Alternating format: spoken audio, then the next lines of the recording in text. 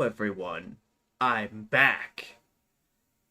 Uh, and this time I'm not exhausted. I did not have to double this time, so we're good. Okay, so according to YouTube, the live stream does not have oh no, there it is. Okay, it updated. We're good. Okay. Also, I am using the wireless, the Aviats with the better noise cancellation. So we'll see if I'm too loud. Actually, you know what? Never mind. We're just gonna take one out. Actually, no, that even speaking tone was about right. I can hear myself now that I can hear myself through one ear. No, we're gonna take out the Aviats because I don't want my ears to itch during stream. So we'll just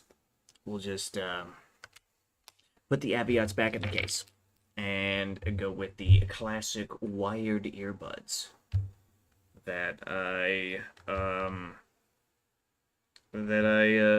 pretty sure these are the ones I took from my mom because she got one of those iPhones that doesn't have an audio jack, but I'm pretty sure if I remember correctly, the damn thing still came with earbuds. So then I needed new wired earbuds. So, and it's again not like she could use them. This hooks up with a standard audio jack setup, and I was not going to pay for an adapter from Apple. So, you know, I've already got the cigar cut. I didn't get a PNG though, so we got to do that. Shit. Okay. Yep. Spanish is hard. Spanish is hard.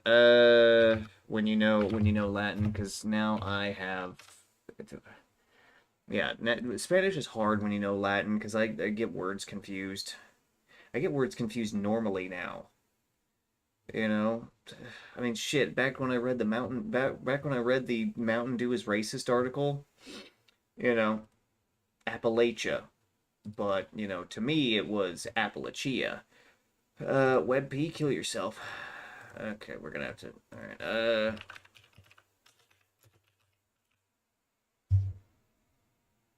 Oh. .png. That is a forward slash. Phenomenal. Magical. Now, we see if we can get this onto the board or onto the screen. Okay, so it's still invisible. I know that. But it's a box. It's a large box. This is going to be annoying, isn't it? Whoop. Oh, it's fine. It's just okay. Oh wait, because it's got the PNG stuff. It's got all the PNG stuff on it, but it's fine. I'll just set that there, like that. Perfect. Phenomenal. Fantastic. It's fantastic. It's the best. But I've already cut it. I didn't light it yet. Okay, but it's not here that I'm running low on matches. It's elsewhere that I'm running low on matches. I need to remember to bring a matchbox with me when I go to said area. But, yeah, so we got the Romeo y Julieta 1875 Reserve. I smoked this yesterday, but I figured, why not smoke it today so I don't have to dupe?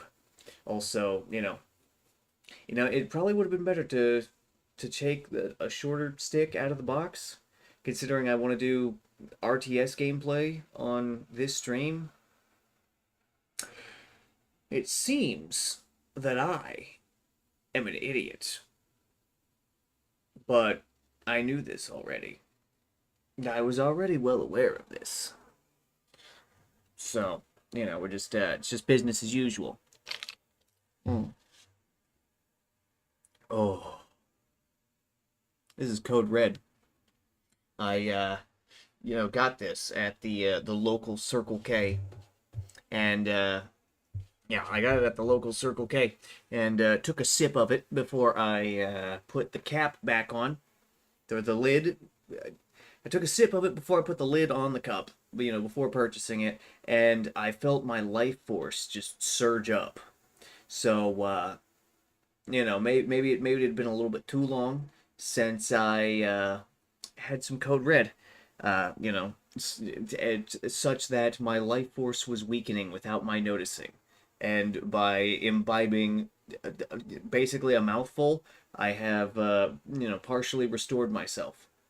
So maybe, maybe I rotate code red into my diet more frequently, so that way I don't die horribly, or at least have my life force dissipate, horribly, also horribly.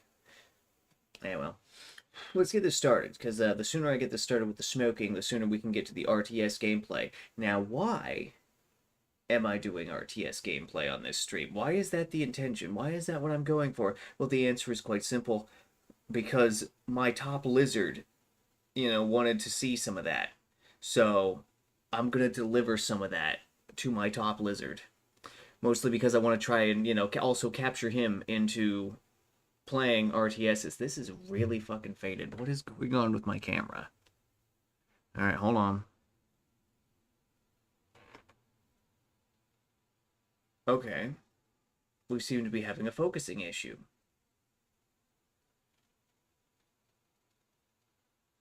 Okay. Yep, the camera is having some sort of focusing issue. I'm not sure why. Because there's not really over much movement. And I haven't started smoking yet. Wait, is it because the streamer mic is visible? Hold on. Okay.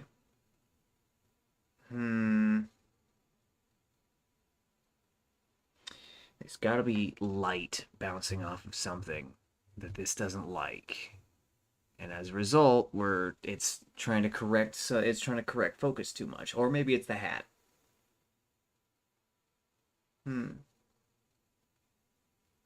Yeah, I think it's the hat. Well, we're just gonna have to deal with it then. Or I'm just gonna have to stay perfectly still. Except for my face parts. And I guess also, lifting my arm to smonk. Yeah, okay, I'm not gonna lock my neck into position and, do that, because then I'll just want to die.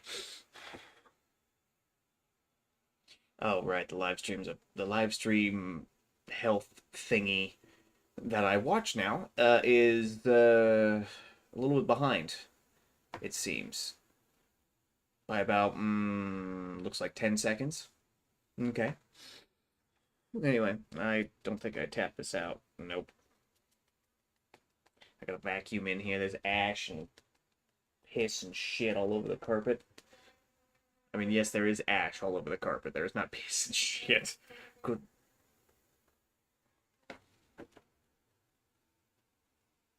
Alright. I heard a noise outside. At least it's not somebody laying on their horn. Good lord. I don't have to put up with people listening to the worst music possible, and then also, making sure that the rest of us, on the planet are aware that, they have, they find a particular interest in listening to the worst music possible. But holy I don't have to deal with that in this town, but holy shit, people will lay on their horns if you if you don't, almost immediately go when the light turns green. I have been woken up a few times by that shit because I do live relatively close to a stoplight. And it is crazy. It is crazy how that is. And the problem with that is, the boundaries of stereotype don't work here. In what I mean when I say that is I have seen old people do this to young people and vice versa. It's just a Martin thing where, you don't go from the green light fast enough. The person behind you will lay on their horn until you go. Or, and I guess, theoretically until their horn gives out, if if such a person were to just sit there. The horn in my car doesn't work anymore. probably due to the, you know, probably due to the persistent worsening electrical issue that, was exacerbated by the fact that I left my windows down and it poured. Because God forbid I don't want my car to be, 150 degrees when I go to work in the morning or in the early afternoon, depending on what day it is. God forbid, that I want some ventilation to, kind of make it bearable. No, God said no and decided to try and fill my car with water, which, caused the electrical issue to worsen, which temporarily disabled the overdrive, which I had to learn what that was. I had to, a new light was on, so I had to figure out what is that? What does that mean? And so I learned what the overdrive feature in a car is. You know, hey, learn something new every day. I now know what that is, and, I also understand how to manually disable and re-enable it via my, the normal control system in my car. And I also understand why one would be interested in doing so. But I digress. We should probably get lit up so that way I can talk about video games just like I said I would, and then we can get to the RTS gameplay. So oh, this one's gonna be tough. This one's gonna be tough. This one. Did I bring the draw enhancer back with me? I'm not using the draw enhancer. This is fine. It's tough, but it's fine. If it was completely blocked, that's where the draw enhancer would come in handy. Or if this was a Gurkha, I would just stick it back in the box for another week. But, I haven't had a Gurkha in a while. And I kind of really want one. Do I order some off the internet, or do I make the pilgrimage to Seymour to buy some from the one shop? These are the questions that I consider, in between considering other questions and, work related nonsense. But anyway, well, let's get started. Let's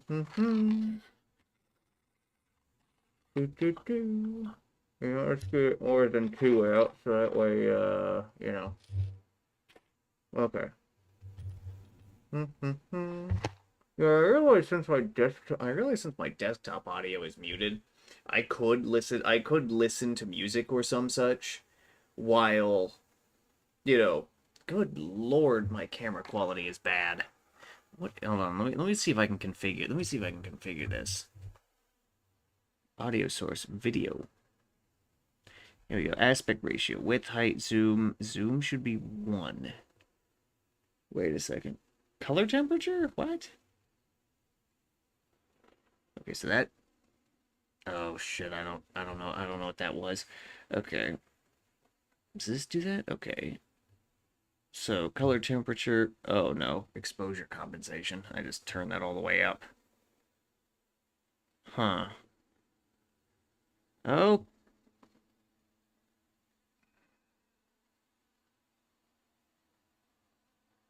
Hey, this thing seems to just want to zoom.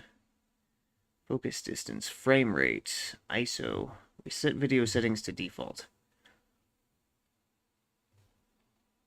Now it appears to be massively zoomed in. This is not what I wanted. Uh-oh.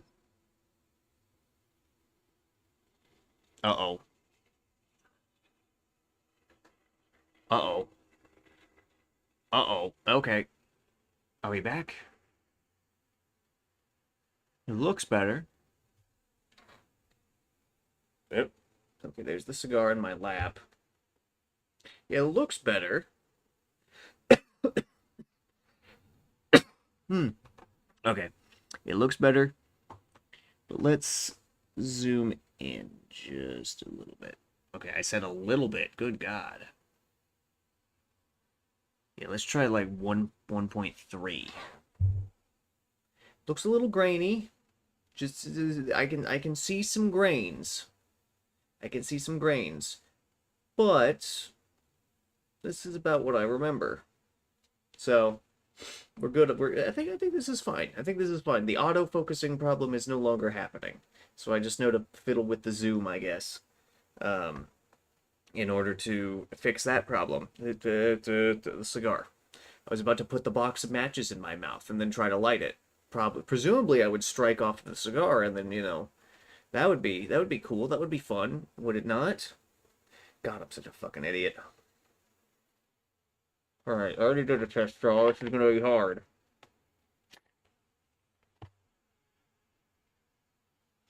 I already did a test draw. This is gonna be hard. Okay, concentrate, me, concentrate.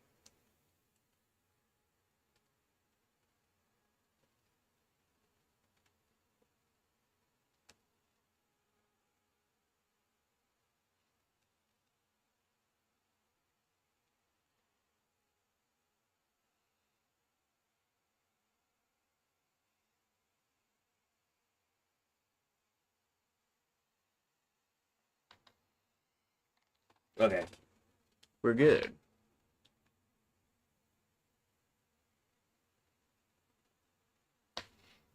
All right, I think we're okay. Hmm. Ooh. I can't wait for Wezzy to listen to the part of this stream where I talk about, the code red, restoring my life force. He's gonna say something. I know he's gonna say. He's not gonna be able to resist saying something to me about it. But and I already know what he's gonna say, but I still want to hear him say it because it'll be funny. It'll amuse me to a certain extent. But yeah, so like I said the last time when I was schizoing out, video games. All right, the time before last, I talked about TV shows that I grew up with. Not so much the movies, which I talked about that with my mom. But I also kind of sort of talked about the TV shows, but it was more just the movies. I don't know why, but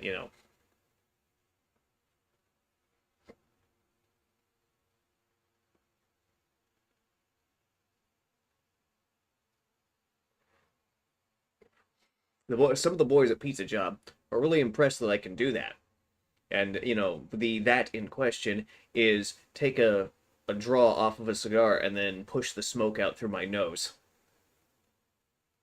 Some of them are quite impressed that I can do that, and not you know feel discomfort. And well, thinking about it, it has been about 4 years since I started smoking cigars, so perhaps my nose has desensitized somewhat. But anywho, so back on the topic of video games, we'll just start things off. We'll just start things off in a way that kind of makes sense. So the first video game that I ever played was CTR on the PS1 in Massachusetts. That some of those details are somewhat extraneous, but whatever. But I love CTR, despite the horrible, horrible shit that I was forced to endure because of things that resulted in me being in Massachusetts. I still love CTR. I still love CTR so much.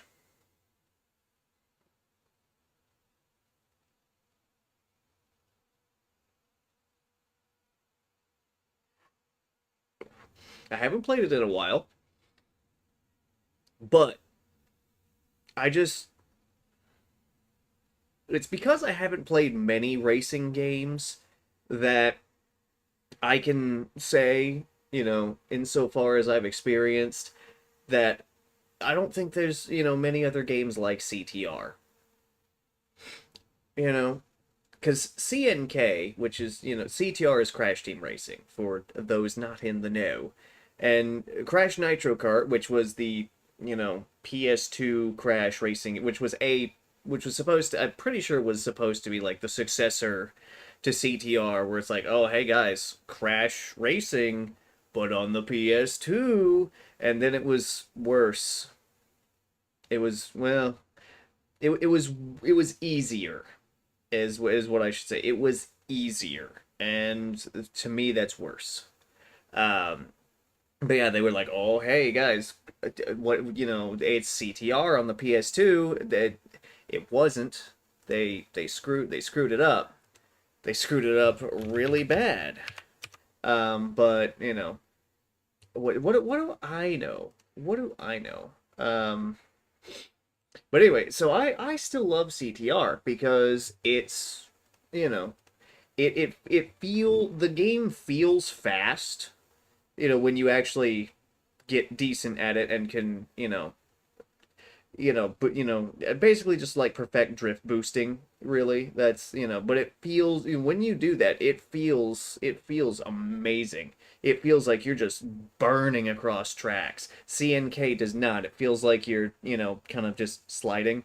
And yeah, it doesn't really feel like you have speed. It really just feels like, okay, well, you're sliding across the track even when you I mean, I understand that the like magnetic wheels and stuff are supposed to feel like that, but when you're actually just regular driving, it's just like as if all the surfaces are covered in butter and you have momentum just because you're maintaining momentum just because it's butter, and it doesn't really feel like speed. Also, it's easier. CNK is easier than CTR. CTR was like, okay, we're going to for the first couple tracks, we'll baby's first tracks, get used to it, whatever. And then they throw the first boss at you who has like a gimmick. And if I'm remembering correctly, the boss order, it's a rather annoying one. But you know, meanwhile the CNK bosses were just like, we're slow. Yeah. We're one guy and we're slow. Well, okay, most of the time it was one guy and they were slow. There was one time where it was two guys and they were slow. Um, but yeah, CTR's bosses were like, no, we're fast and we have a gimmick. So you're gonna have to be a good you're gonna have to have a certain level of skill to actually beat them. It's just a I don't understand how they could screw up making Crash Nitro Kart when CTR was just there and just got it so right. I don't understand how they messed up so bad. But then again, I guess there's a lot of things I don't understand. But yeah, also the progression in CTR, where basically the first time you go in, you're going in for the trophy. Okay, fair enough. I understand that. And then the second time you go in, you're going for like the little coins that you collect the letters, and then you get in first place, and then you get the coin or the medal or whatever it was called. I don't remember. It's been a long time. Um,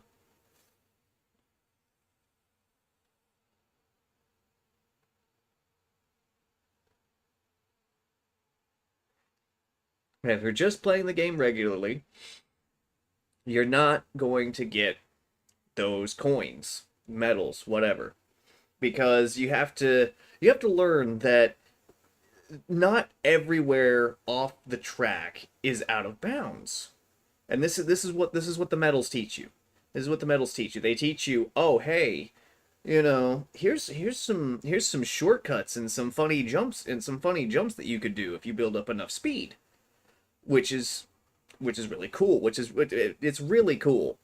You know, the environments that is present for some of these tracks isn't just like this just decoration. It's actually like a set piece that you can drive on. And the medals teach you this because you will need to know this in order to get the time relics, the good ones, the sought after ones that show that you're good at the game. Ah,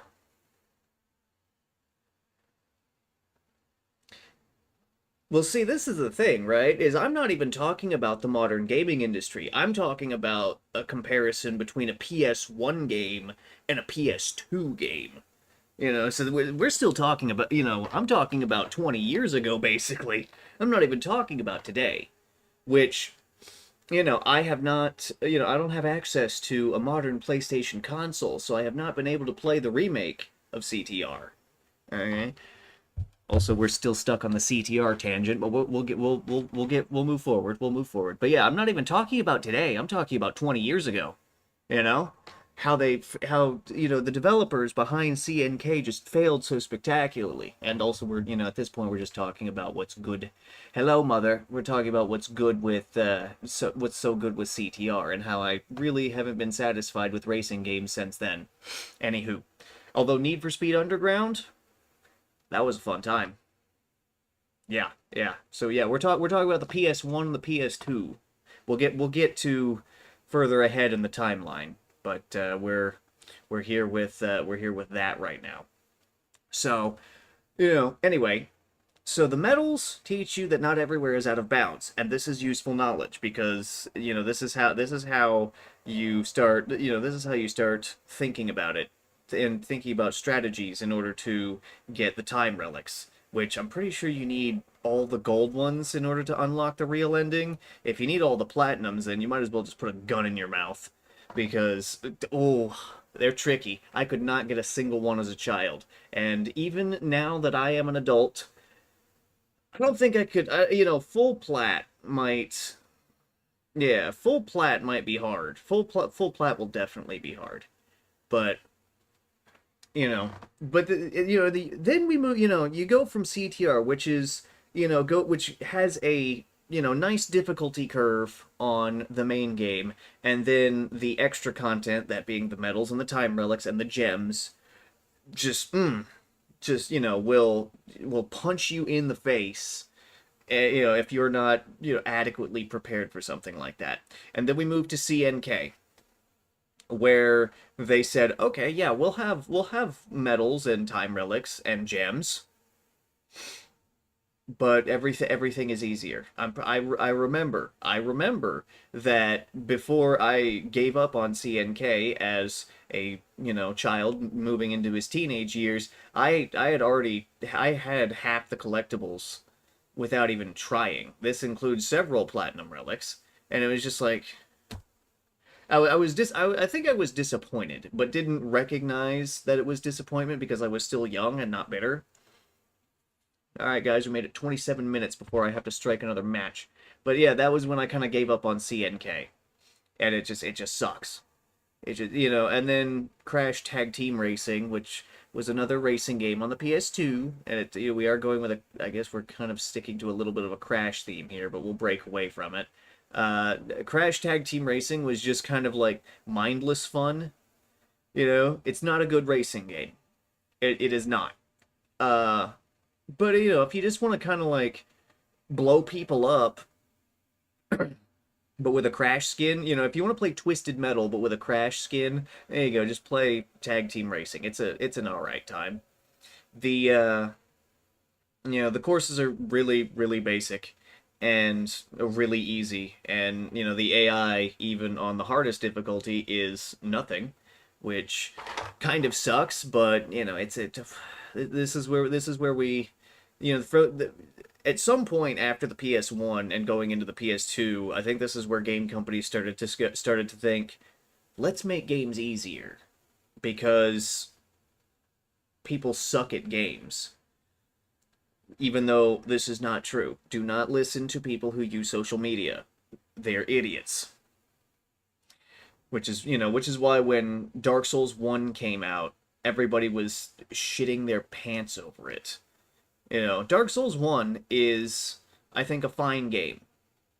But I definitely think that it was, definitely, I think Dark Souls 1 is overrated. It's a fine game. It's a fine game. I enjoyed it greatly. But I think it's overrated. Now, Dark Souls 3 is where it's at, though.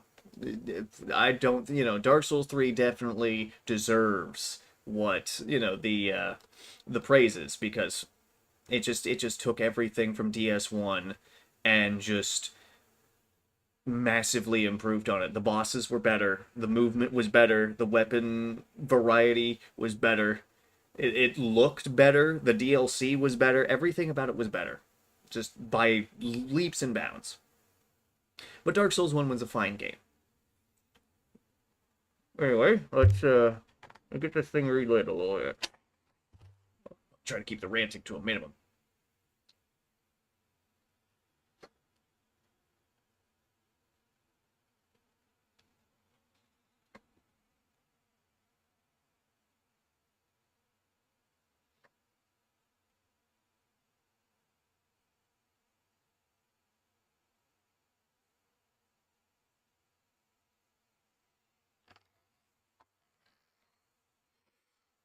So the easier, the games have not only gotten easier, but perhaps the controls got. I think, when it comes to the controls, I think that controls have gotten tighter, which how do I want to let me think about phrasing this. I think I think controls have gotten tighter, at least in well polished games, which allows for quick reaction times to be much more beneficial. Like you don't have to compensate for a control delay or just bad stiff controls because let me tell you when bad stiff controls can really be felt in some older titles. And when I say older titles at this point, I'm talking about the PS2, which really hurts me on the inside. But yeah, you can really feel bad stiff controls in like PS1 and PS2 games. Um, Especially in games where there's the depth of movement is more complicated. In a 2D platformer, there's only so much control tightening that you can do before diminishing returns happen because it's a 2D platformer and there's not there's at base there's not too terribly much to it. There's not too terribly much to it. Yes, I think I said that the first time. Anywho, but yeah, I think controls have gotten tighter, and this combined with making games easier has kind of just made difficulty. It just yeah, it's just made the lowering of difficulty even more sharply felt.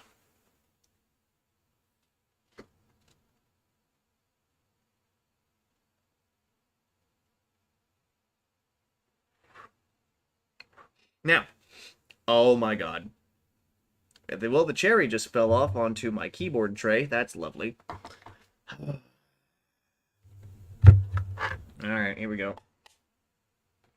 Gotta move the tray bar and then scrape, then brush ash off of my keyboard tray into the skull that I use as an ashtray. This is lovely. Also, I need to empty out the skull soon. And how do I empty the skull? That's a secret. I'm not gonna say how I empty out the skull. I will say that I don't pour it out the window because that would be terrible. I'm not going to do that. I'm not going to listen to Aiden on that. So anyway, moving on from CTR, which is, again, the first video game I ever played.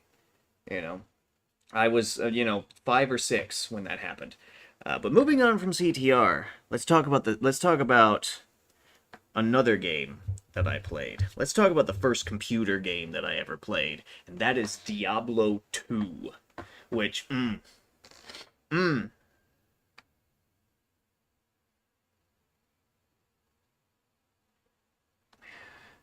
yeah, yeah. I mean, PS2, the PS2 is the greatest console of all time. I will, I stand by that. All right, Saddam Hussein was going to use the PS2 to start World War III. Those fears were justified, as evidenced by the PS1 being more powerful than God, and the U.S. Air Force utilizing several PS3 consoles to build a supercomputer. The PS2, if Saddam Hussein had gotten his hands on the PS2, he would have started World War III. Oh God. Anyway, yeah, so Diablo 2, hell of a game. Oh my God. You know, there is a reason, all right? There is a reason why Diablo 2 got a remaster and Diablo 1 has not. All right? That's because Diablo 2 is I mean, keep in mind I have not played Diablo 1. I've played Diablo 3 and Diablo 2. But Diablo 2 was fantastic. Was great. Diablo 3 is just stupid easy, and that's a problem because Diablo 2 did not give a fuck. All right, Diablo 2 would punish you for, not managing your resources or just kind of wandering into hordes, unprepared. Diablo 2 would punish you for this, you know, at any moment. If you were going to move in, if you're going to move in on enemies, especially if there were, elites or, like the uniques or whatever, you had to manage things.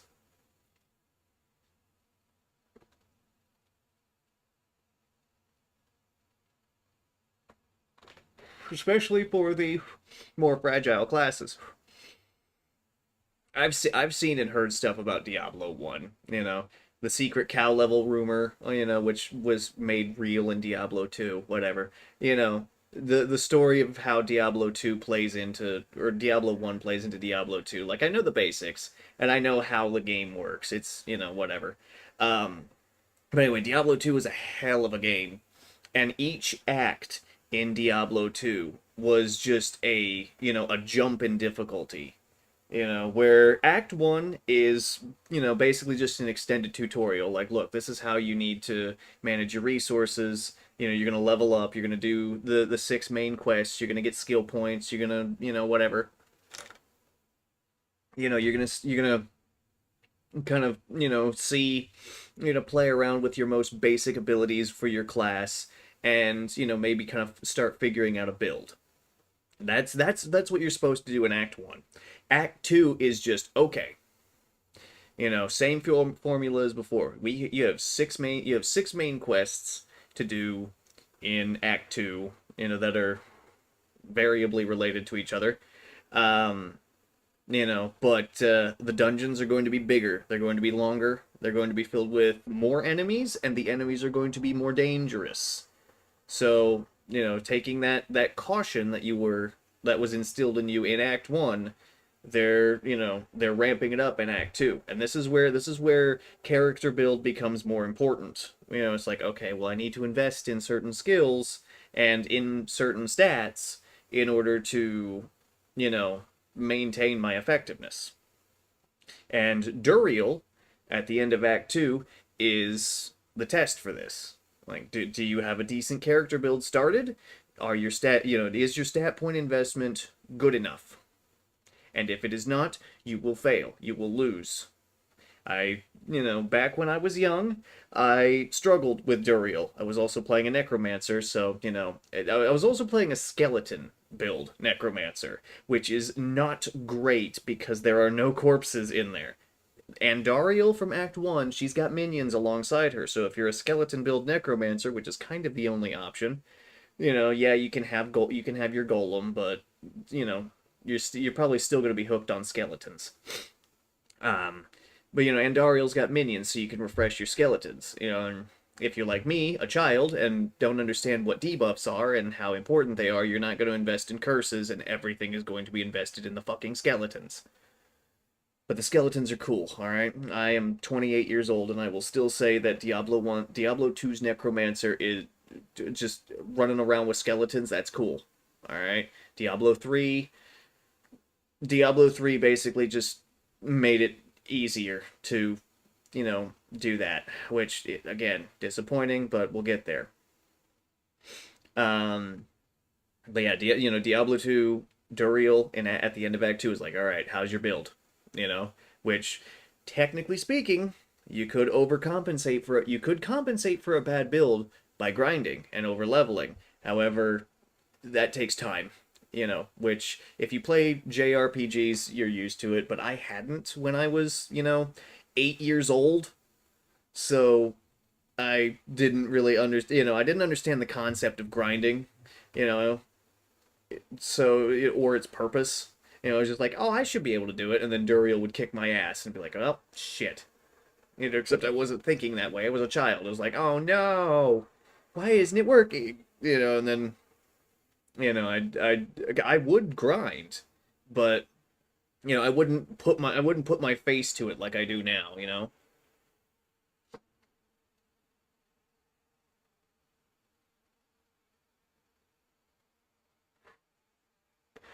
And that's about as far as I got as a child.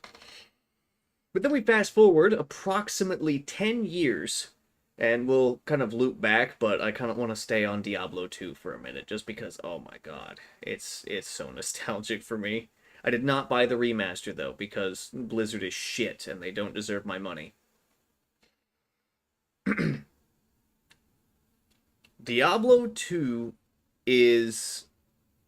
Yeah, I own like the battle chest for Diablo 2, which has the guidebook with all of its mistakes.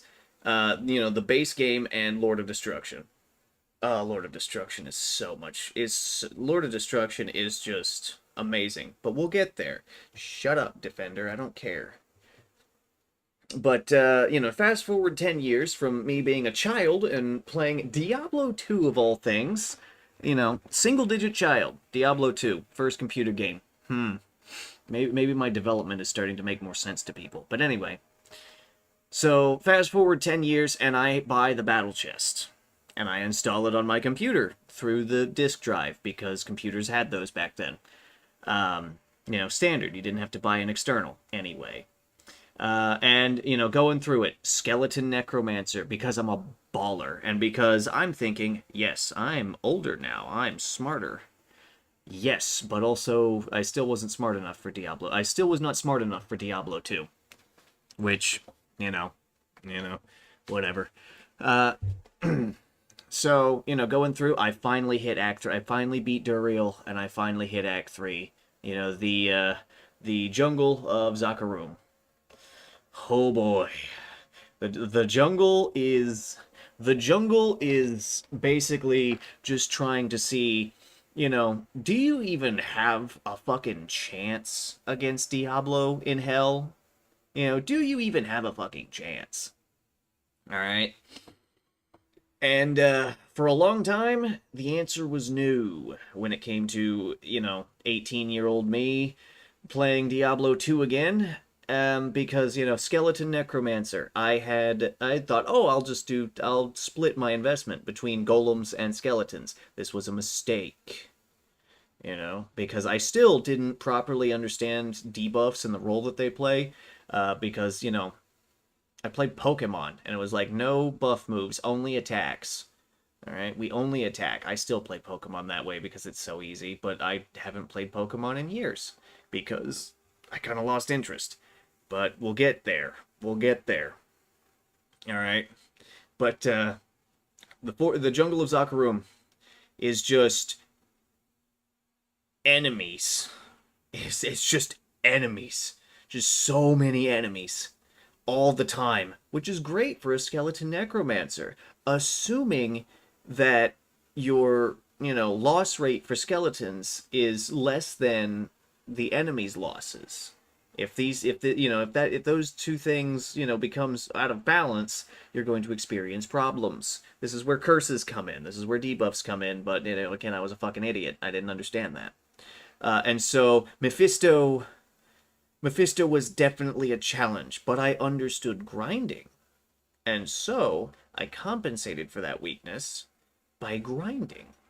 Until my skeletons and my golems and myself were all strong enough to just overpower Mephisto. It was still a tough fight, alright? I do remember having to finish off Mephisto, because I ran out of mana potions, and I just had to beat him to death with my wand, while, chugging health potions the entire time, just beating the fuck out of him with that shit. And that's how I beat Mephisto the first time. We all go through it, we all have those moments.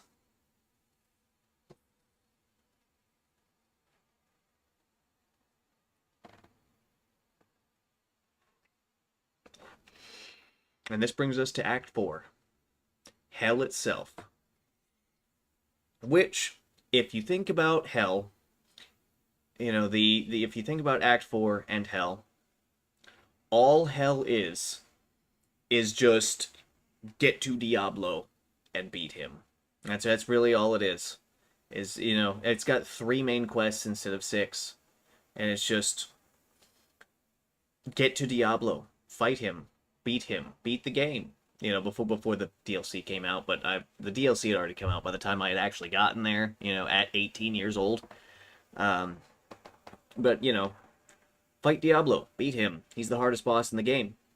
You know, if you beat the game, you good job. You did it. You know, you understand the game. You understand, you know, how to invest points and this and that and all these other things. Good. But if you can't, if one of those things is wrong, then you are going to have problems. You are going to have many problems. There will be problems abound, and well, you'll have no one. You'll have nobody to blame but yourself. This is how games were. They were better then, you know, just in terms of design, storytelling, and difficulty. Um, but yeah, so Diablo took a while for me to beat because, again, I was an idiot. And it was at this point, reading the guidebook in high school, because, you know, what am I going to do? Check out books from the library? I don't fucking think so. I'm going to bring my own books. Which includes the strategy, which one of those books was the strategy guide for Diablo 2, which has a bunch of fucking mistakes in it that I had fun, you know, seeing. Like, oh yeah, I can't get 99 skeletons. What? Why does the book say that I can? It'd be cool though if I could do that. That'd be crazy. That'd be crazy. There's probably a mod to do that. There's probably a mod for that. I'm gonna Google that. Diablo 2 mods? I don't know. Mod. Ooh, Diablo 2 Resurrected. How about you fucking kill yourself? Let's see the mod. Alright, stash improvements, inventory space, endgame content. Ooh. You know what? For Diablo 2 we're gonna go to Nexus. We're gonna see if we can find like OG Diablo 2. Search 3,000 games. Jesus Christ. Okay. All right. Get all games. Let's see. Diablo. Let's just search Diablo. Wow, they have mods for Diablo 4 and Diablo Immortal and Diablo 3? What? Wait, isn't that online? How does that work? Never mind. Diablo 2. What do we got? What do we got? So we got single player enhancements. We got some stuff here. We got some stuff here. Immortal runes. Oh, I see what that is. Okay, never mind. Fuck that. Full screen for dummies. uh let's see. An Excel export? What? Okay. Merc extended inventory. Oh, what? You get Merc extended inventory. That's wild. Anyway, let's look at the single player enhancement mod. If this is what I think it is.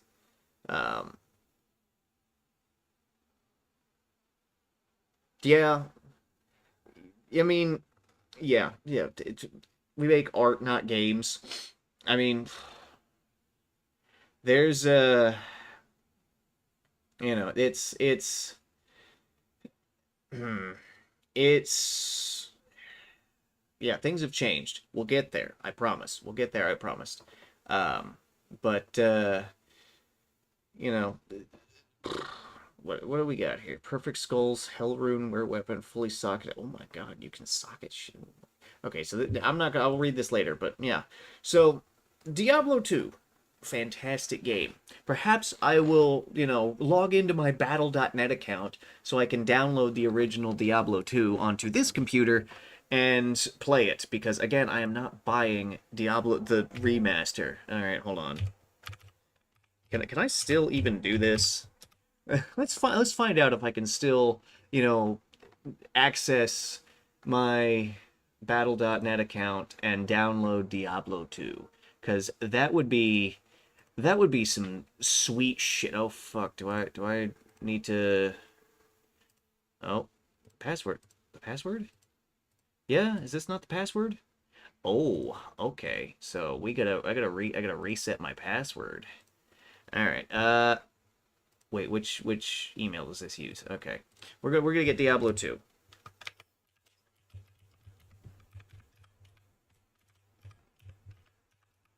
We're gonna try and download Diablo 2. Also, I think I need to install the authenticator. Please send the numbers on my email. Okay. All right. Okay. Yes. Okay. Oh boy. All right. We're resetting passwords. We're resetting passwords. Uh,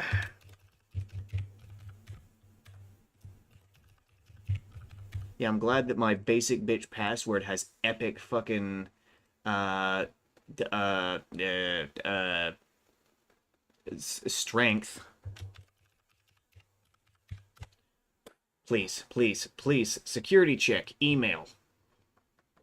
Okay, we got another verification code to put into.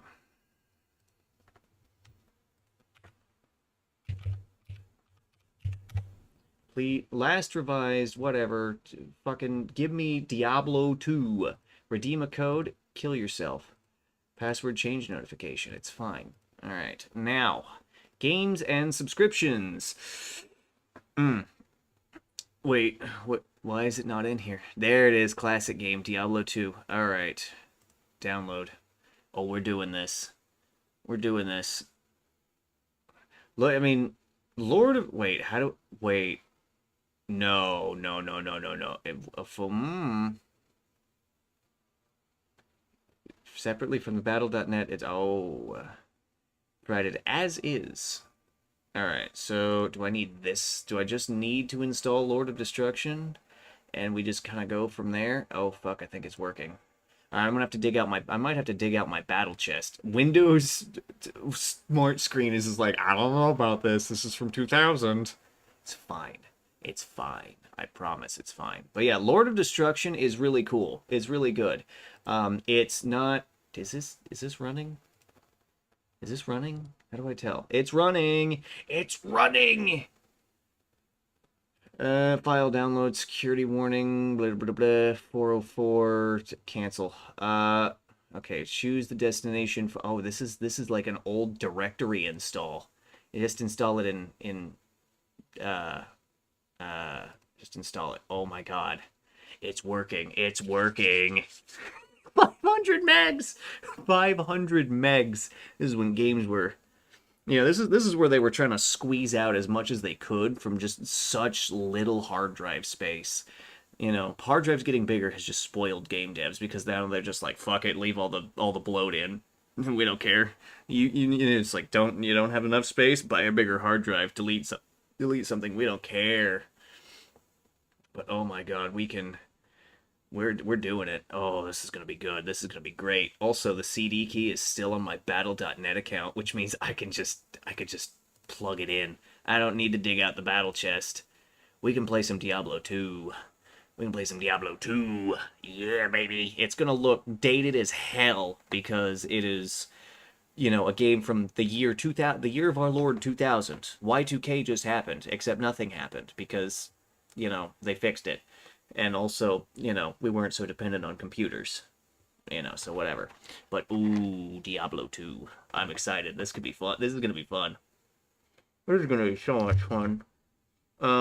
Anyway, I really shouldn't really like this because I have to pee. But, I'll take a couple puffs. Um,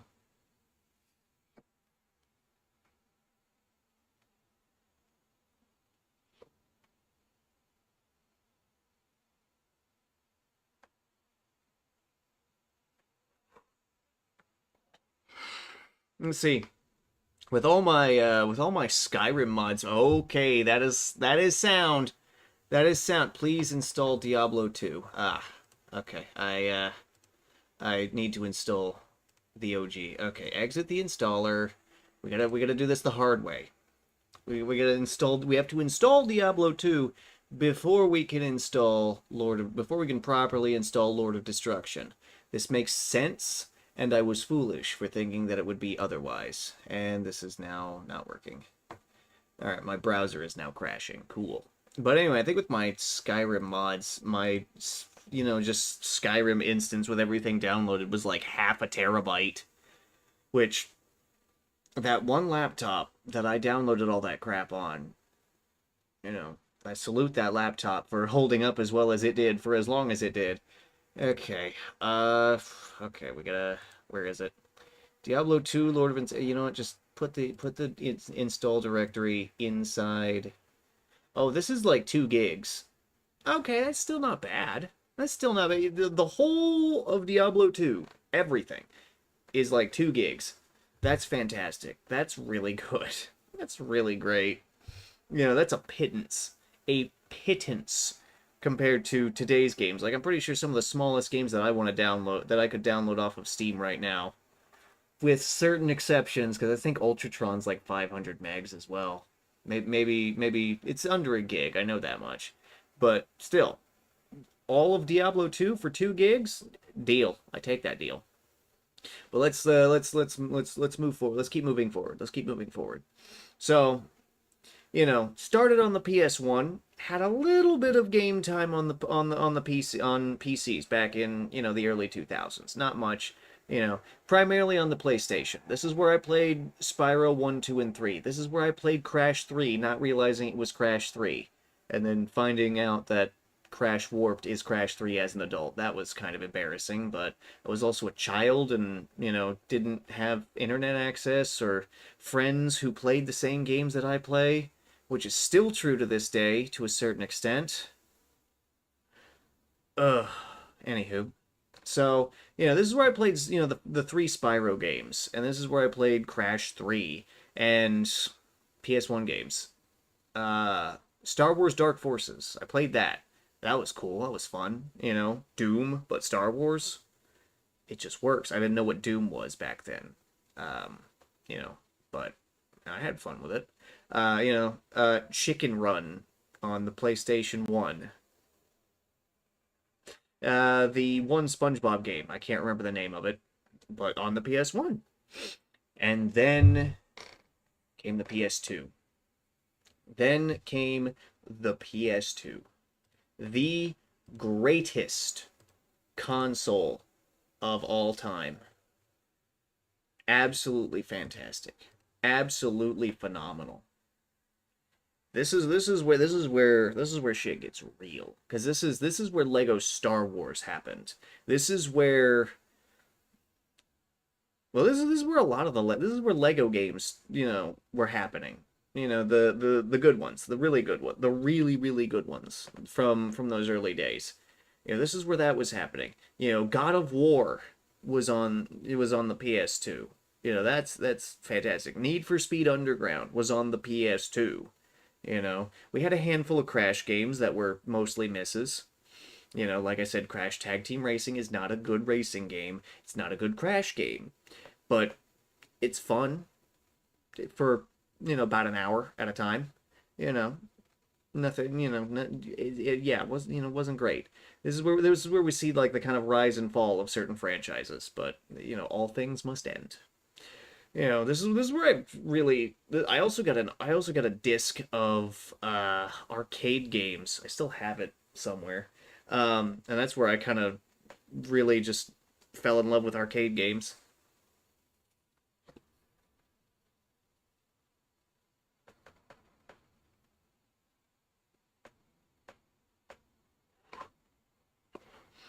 But this is where I played Lego, Lego Star Wars 1, Lego Star Wars 2, Lego Indiana Jones, Lego Batman, the new Spyro trilogy that, you know, Eternal Night was. So the new Spyro trilogy has some problems when you compare it to the original Spyro trilogy. This is, some of these problems are it's no longer, dragon themed collectathon type stuff. It is, darker story, melee combat with limited breath weapon usage. Um the first game from the new Spyro trilogy is, I think, much too linear. The combat is good for a first attempt, but also we're talking about the PS2 era where, kind of these beat 'em up hack and slash games had kind of already figured out how to make combat good, and Spyro: A New Beginning felt really behind. And then Eternal Night was was better in terms of like it was better in terms of level design. Things didn't feel as linear, even though they kind of were. And the combat was more difficult, but the combat was still the same. I mean, the time slowing mechanic was cool. It's like, oh, it inflicts lag on yourself, but, you know, use it to make up for your bad reaction time because you're a child. I never used the time, I never used the, like, inflict lag ability unless a puzzle or something demanded that I do so, because, you know, I have fast reaction time, so it was fine. I could react to, the gang stalking in Spyro Eternal Night. That Gaul fight, though, good lord, I died so many times. But it was my fault because I was playing too aggressive. Because the Well of Souls in Spyro Eternal Night wants you to be aggressive against the apes because they will just keep coming at you, and you just need to shred through them.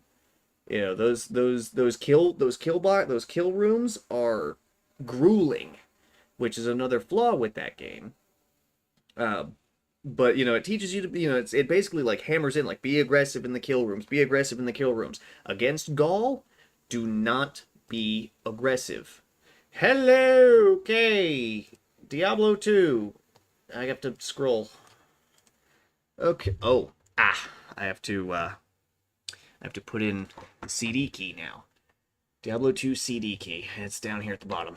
No, that's Lord of Destruction. Here it is. Alright, CD key. Okay. Can't install from the disk because I don't have it. Alright, let's see. And enter. Please choose directory. Okay.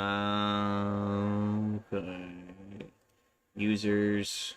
Yeah, this is the old way. Alright, install that there. Alright, register Diablo 2. I already did that. Okay, so exit installer, and then we gotta go back into the documents directory, so that way we can install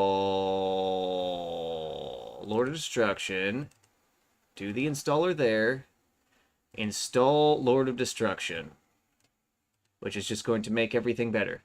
Okay, close that. Get the other CD key from battle.net. Okay. And then boom, throw that in there. It works. All right. Oh shit, we're launching. We're launching it. Is it going to work? Will it work? Oh, I wish I had switched over to the monitor because this opening screen, which I realize my desktop audio is also muted, is just, oh my god. All right, hold on. Hold on, we gotta fix this. Oh shit, this is one of those games that doesn't like alt-tabbing. Alright, we're gonna switch to Asus right. I'm gonna turn off the daily smoke on here. And then we're gonna switch to Asus right. We're gonna go screen capture. We're going to Did I break it? Did it actually just fucking break? Alright, I'm gonna minimize that. Okay, screen 1. Alright, is this going to work? Ah. This is nostalgia. This is good. Also, the mouse sensitivity is a little finicky. Also, this is really loud. Hold on, I'll fix it. Where is the options menu? Is it in game? Oh, you can put hardcore now? All right, hold on. I'll figure it out. Cinematics. Okay, no, that's not it. Okay, we're just gonna have to go through it, alright? We're just gonna have to go through it. Alright, we're gonna go in. We're gonna go in briefly, because then hopefully I can access the options menu. We did it! Okay, this is where the options menu is. We need to turn this down. 3D sound, environmental FX, 3D bias, audio and text, quite good. Auto map options. What? Fade, new. What? Damn. You see that 800 by 600 resolution? Oh, that's worse. Do we only have 2 settings? Oh, we do. Oh, we do.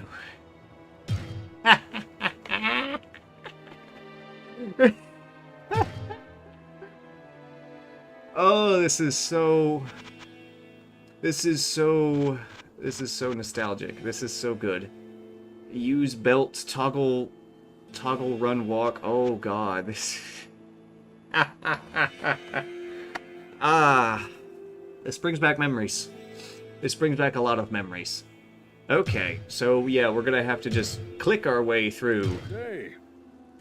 Oh god. Okay, hold on. Okay, all right, yeah, yeah. Yeah, don't worry about it, don't worry about it. I am just gonna sit here and just, like, be nostalgic. Scroll of Identity, I remember all this. Ah, yes, so, right, so wait, strength impacts Ray's skeleton? Alright. Dexterity. Yeah, average chance to hit fallen. Wow. Wow. Amazing. Amazing. Nah. The skill tree. The skill tree. This brings back so many memories. This brings Good back day. so many memories. Shut up, Wareve. I know. Greeting. I know. Shut up, Wareve. I'm busy. Nostalgia. Wareve. A simpler time. A simpler time. So much more here. So much here. You know, golems, skeletons, skeletal mastery, skeletal mages, blood golem, iron golem, fire. Just so good. The only thing that I invested in poison and bone, teeth. It's all I need. It's all I'm gonna throw projectiles at people, at demons, while I'm gonna do that. There's other skills play into this. This is just, it's just so good. It's just so good. It's just fantastic. It's just amazing. Curses. Let's see. Is it this one? Amplify damage. No. Where is it? It's not. Is it Iron Maiden? No. Life tap. No. Attract. Lower resist. Is it Decrepify? Or is it Weaken? Is it Decrepify?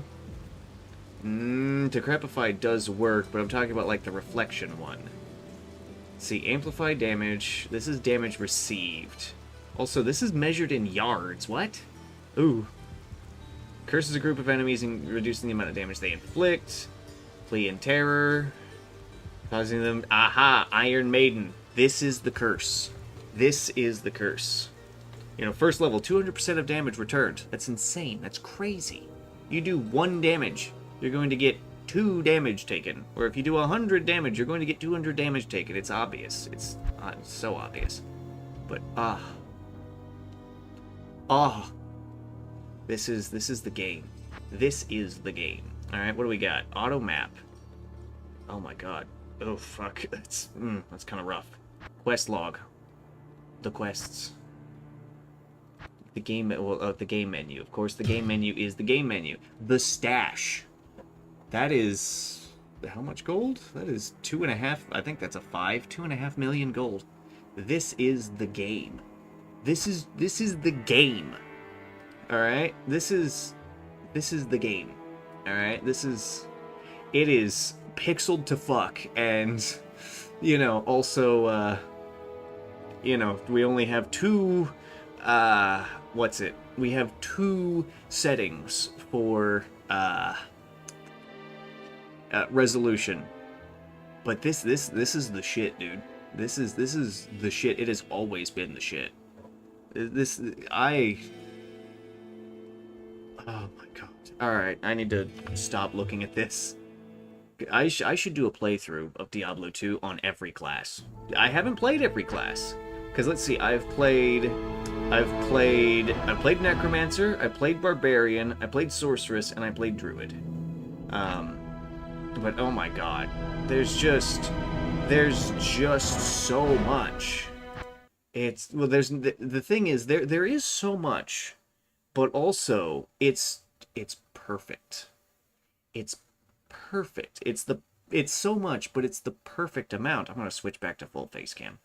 It's so much, but it's the perfect amount. It's so good. Okay, this is about to go out. So I'm going to go pee, and then relight this, and then we'll keep talking about the video game timeline. I'll be right back. Ooh. Yes.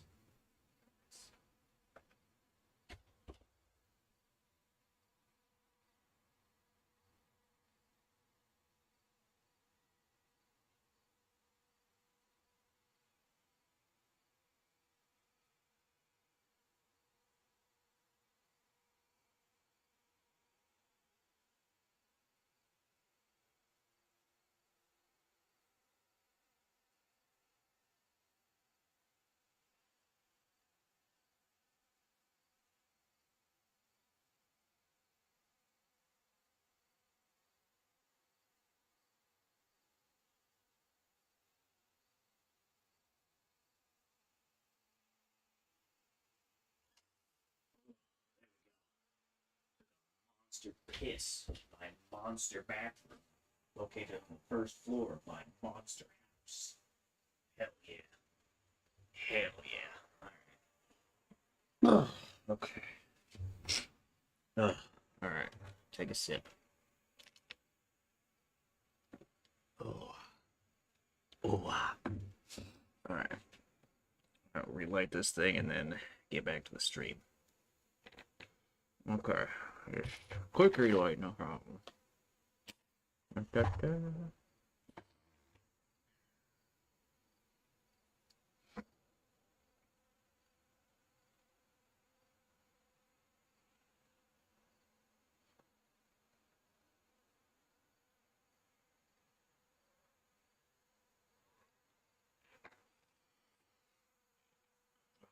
alright.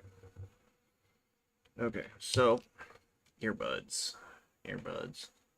Okay, so let's see. Turn off BRB. Okay, so I didn't shut off the audio. Oops. And I see, Mom, of course I'm gonna say, would you prefer that I didn't say, oh, hey guys, I'm gonna go take a piss? Would you prefer that I use gentler terminology? All right, everybody, in order to facilitate my mother's sensibilities, I will be using a different linguistical pattern in order to, elucidate when I'm going to go urinate. All right, it's gonna be a surprise when I have to pee next, and I, use, different terminologies. It's all for you, Mom. It's all for you. Thanks for watching. Okay. Anyway, so video game timeline. Where did we leave off? We left off with the PS2 era, with like the Spyro games, and well, the first two of the new Spyro trilogy. Okay, so the first two of the Spyro trilogy had their problems. The combat was really basic, and also just it was really basic. And Spyro 1: A New Beginning was far too linear, and then Eternal Night some slightly improved upon this, but not over much. I'm just kind of looking here. Yo, I can play StarCraft. I could play StarCraft again. I could do that. Anywho, but yeah, yeah. So just Battle.net. I had an authenticator. What are you talking about? Oh yeah, I've also got Diablo 3. I spent $60 on StarCraft? Oh, oh no! Oh no! Why did I do that? What was wrong with me? Also, Diablo 2 Resurrected is $40. That is way too much. What the fuck? Oh no, why would I do that? Oh, that is devastating. I'm gonna get off of Battle.net now, because I don't want to relive my financial mistakes. Oh, I spent $60 on that. How much does StarCraft cost before? Not the remaster. God. Anyway, right. So Spyro, not Battle.net, Spyro. So the third game in the Spyro, the new Spyro trilogy. Fuck. Why can I not remember the name of anything? All right, Spyro games. Spyro games. Blah, blah, blah, blah. Okay, we're just gonna do Wikipedia because it's just gonna be easier that way. Okay, so let's see. Season of Ice. Those were terrible. Picture the Dragonfly was fucking awful. Ripto Quest. What? New Beginning. Dawn of the Dragon. Back in 2008. And then we got the Reignited Trilogy in 2018. Oh, good lord. Okay. Yeah, so Dawn of the Dragon. All right. Dawn of the Dragon improved in a number of different ways. The combat, fantastic, way better. You can do so many more combos. You have grabs. You can the elements using your elemental breath attacks just felt better. It had more impact. You had associated status effects. You had Cinder and her four elements, which all had different cool things here. Why is this here? The microphone is unmuted but has no signal. What? Makes stream look as dangerous as the streets that I rule because, okay, that's just an advertisement for something. Okay, so the other thing was just the mic stuff. Probably because I had the Aviats and, whatever. Anyway, so Dawn of the Dragon was way better in terms of, just of the combat. The level design did leave quite a lot to be desired. Avalar, which is the biggest level, I think, if I remember right. At least it felt like the biggest level, was just empty. It had the open world problem, but in a level, it was just big and empty. Also, Free Flight was really, really good, but it also means that, it probably also exacerbated the levels are bigger problem. Levels need to be bigger problem because, you have more freedom of movement. Which, again, big, empty levels. It was also really easy, which sucks. It was also I got a text message. Who's texting me? Hello.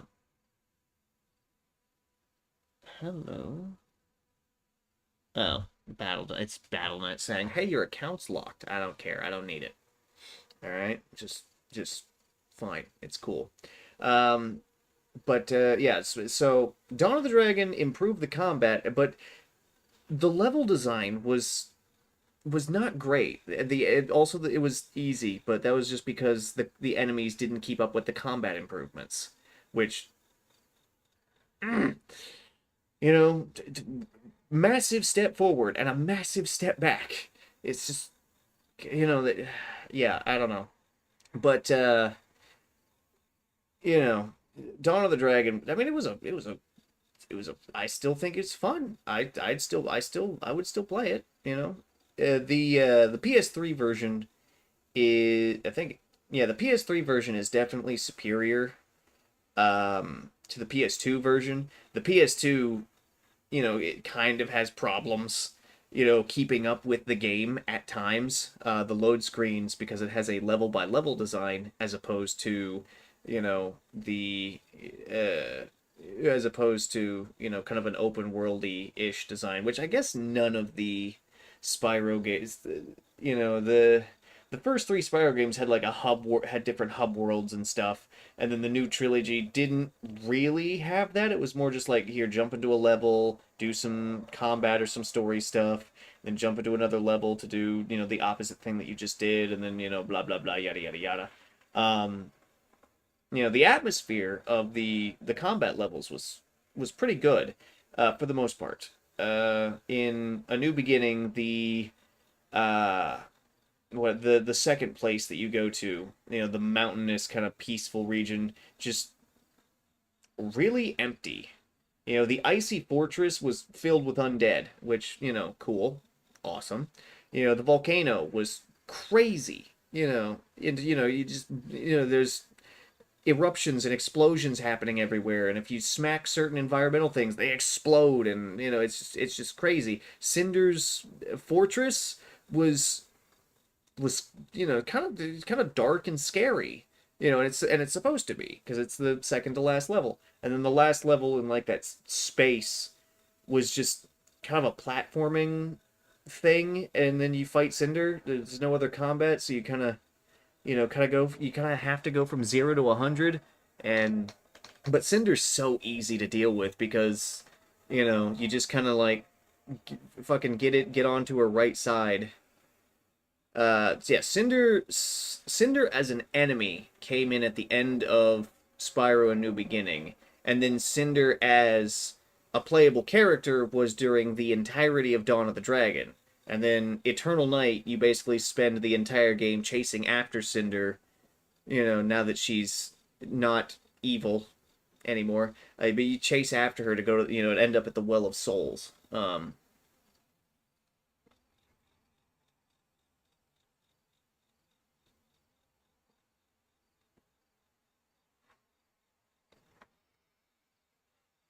I'm also really happy that the Wikipedia page for the Spyro franchise does not include Skylanders because I don't really care for Skylanders. Just because, like, oh, get little thingies to put on a thingy to play the character. I think it's Amiibos before Amiibos happened. Except Amiibos exploded because Nintendo. Meanwhile, Skylanders kind of, you know, came and went without much fanfare, at least insofar as I am aware. Um, but yeah, this is, Spyro. Fantastic. Well, the first three Spyro games, fantastic. The Game Boy Spyro games, problems. Spyro on the PS2, I'd say Spyro on the PS2, I'd say A Hero's Tale was A Hero's Tale good? Yes. A Hero's Tale was good. It had I think the story kind of I think Spyro: A Hero's Tale is a product of its time, where you kind of get that snarkiness, that sarcasm. You also get a lot of meta humor, which I'm not really a fan of, but the gameplay is really good and really solid. The bosses, the bosses are all right. Uh, the level design in A Hero's Tale is really really good. Uh, it's really, really, really fine level design in A Hero's Tale, but the enemies, it kind of takes from Spyro 1, 2, and 3, where they kind of die in one hit with your breath weapon, except for water breath, obviously, but, whatever. Um, okay, fine. Kind of borrowing some older game elements. The story is somewhat lackluster, and I think that's exacerbated by the fact that it's not taking itself, seriously. Even just a little bit, which kind of sucks. You know, um, and then it seems like the new Spyro trilogy, which came out 2 years after A Hero's Tale, kind of overcorrected for this. The story took itself way too seriously. Um, you know, which which you take the story taking itself too seriously with the really lackluster gameplay, and it's just Spyro is a mess of a franchise because it always seems like it's behind somewhere. Because, Spyro, the first game, came out in 1998, and I think Crash 3 came out around the same time. But Spyro 1 feels like it's behind Crash 3, even though, it really shouldn't be. They should be on par with each other. And so, yeah, Spyro's always felt behind. And then when they, you know, then they improve incrementally from the first three games, which is fantastic, which is good. And then after the third game, they kind of just didn't know. It seems like they didn't know what to do. It seems like they kind of forgot. It seems like they kind of forgot, like, oh yeah, what is Spyro? And it's like, well, you play as a purple dragon, you glide and do fire breath and charge, and go from level to level collecting gems and other, whatever other collectibles, because, Ripto's Rage had orbs and talismans. And Year of the Dragon, the primary collectible was the dragon eggs, but you still had gems. You know, they like it seems like they kind of just went, I don't know what to do anymore. It's just like make levels and with gems and a collectible of some kind. Like a main collectible of some kind. I guess Spyro 1's main collectible was like the dragon statues. Um, anyway, but they kind of were just like, I don't know what to do. And then Enter the Dragonfly happened, where they were like, okay, let's try to return to form here. Let's have a main collectible, that being the dragonflies. You've got gems, and then we're gonna do like elemental breaths. That you don't need like a power up gate for. Okay, sounds cool in concept. The game looked terrible. The game looked god awful. It all the characters look like they're made out of Play-Doh, but like computer generated Play-Doh. It looked so bad and it played so poorly. And the elemental breaths were essentially inconsequential. I mean, yeah, you got different animations for enemies dying and stuff.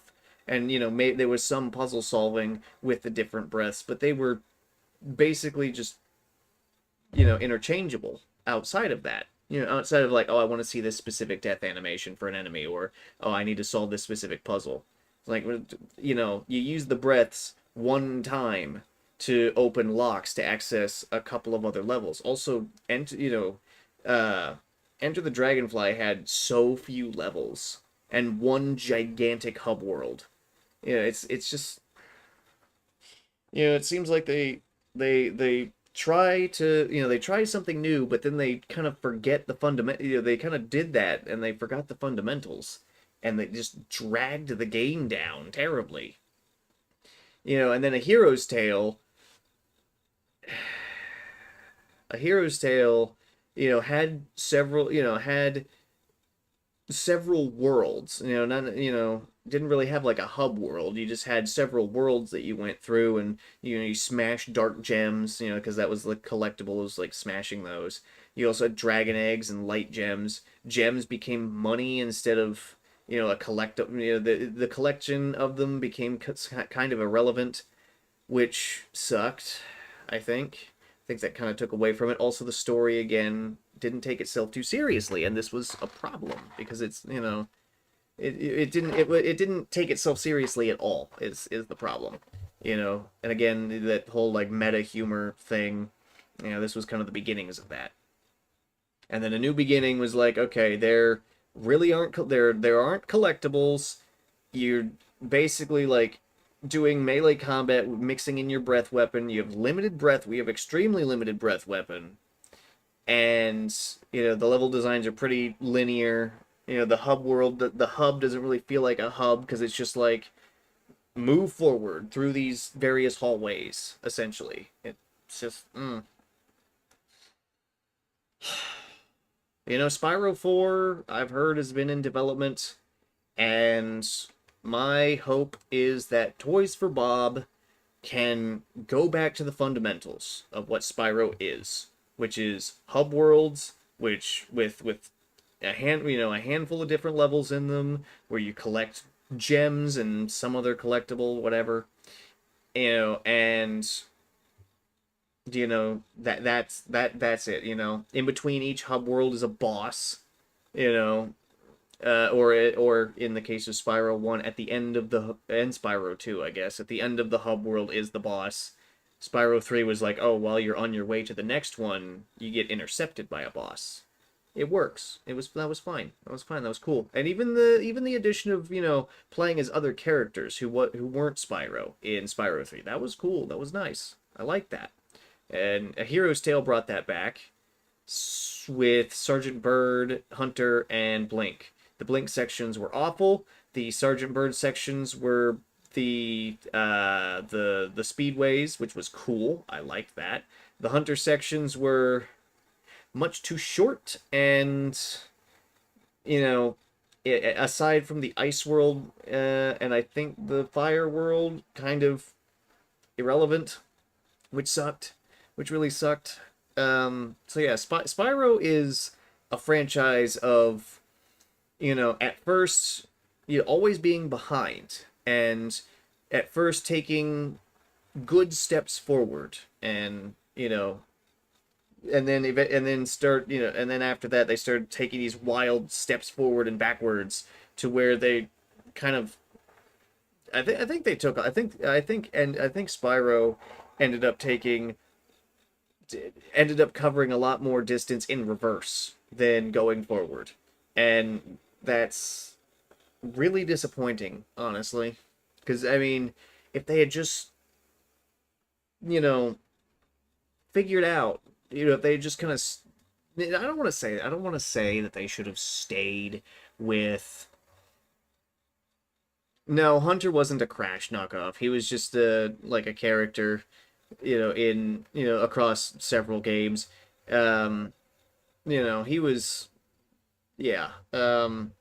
Also, yeah, the Crash Spyro crossover games were really bad as well. Which again sucks because like these are your big PlayStation guys, and their games suck when they're together. And also, after a certain point, their games suck. All things rise and fall. All things rise and fall. Oh, anyway, I should relight this, and then we'll talk about the next little era. Actually, I still have a couple more PS2 games I want to talk about. Then we'll go to the next era, the PC, the advent of Steam into my life, and me not being able to play games due to the neighbor's Wi-Fi not working. Oh, God. Oh.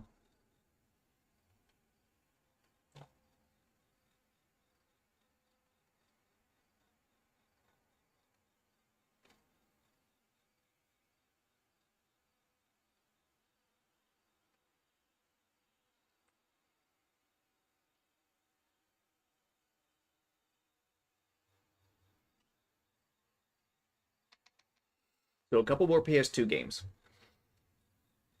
I would be remiss if, talking about me and, my own, personal video game history. I would be remiss if I went through the PlayStation 2 section and I did not speak of Battlefront 2.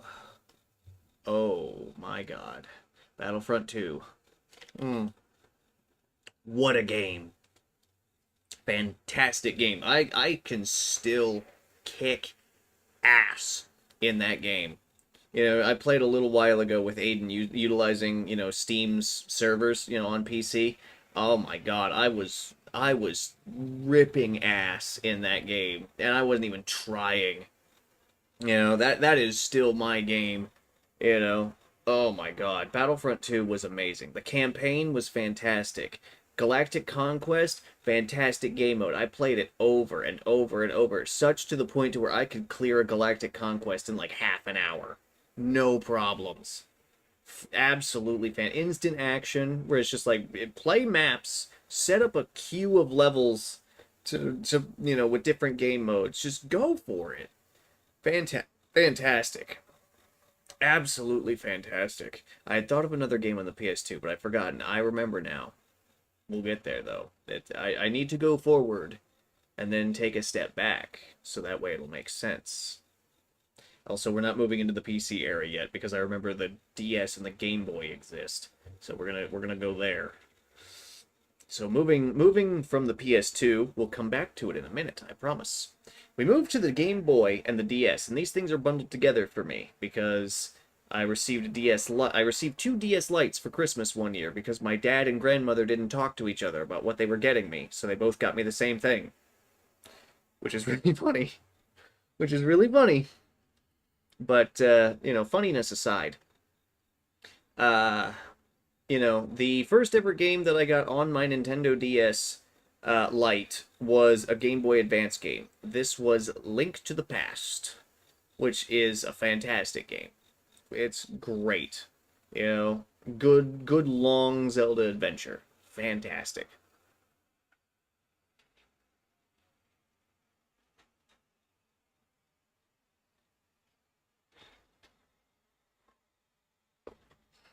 You know, I also got, at some point I also got Fire Red and eventually Leaf Green. I had both of them.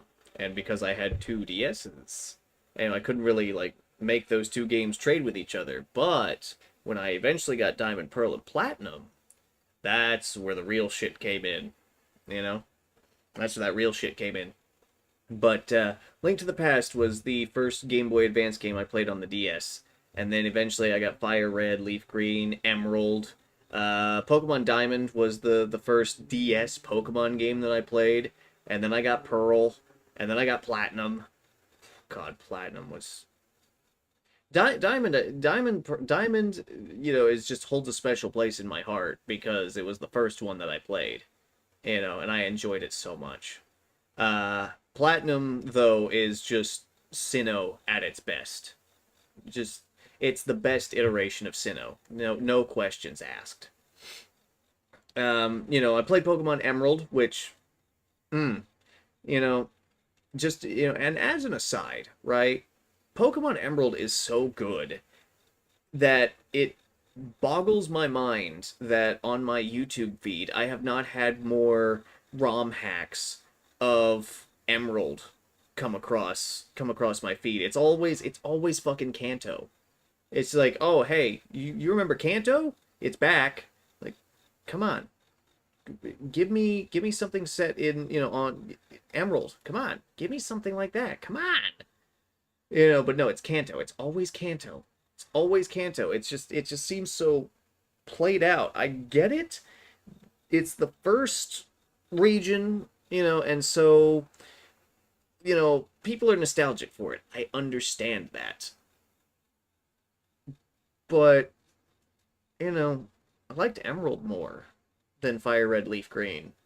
I liked Emerald a lot more. But that's just me. I mean I like Sinnoh more. I like Sinnoh more than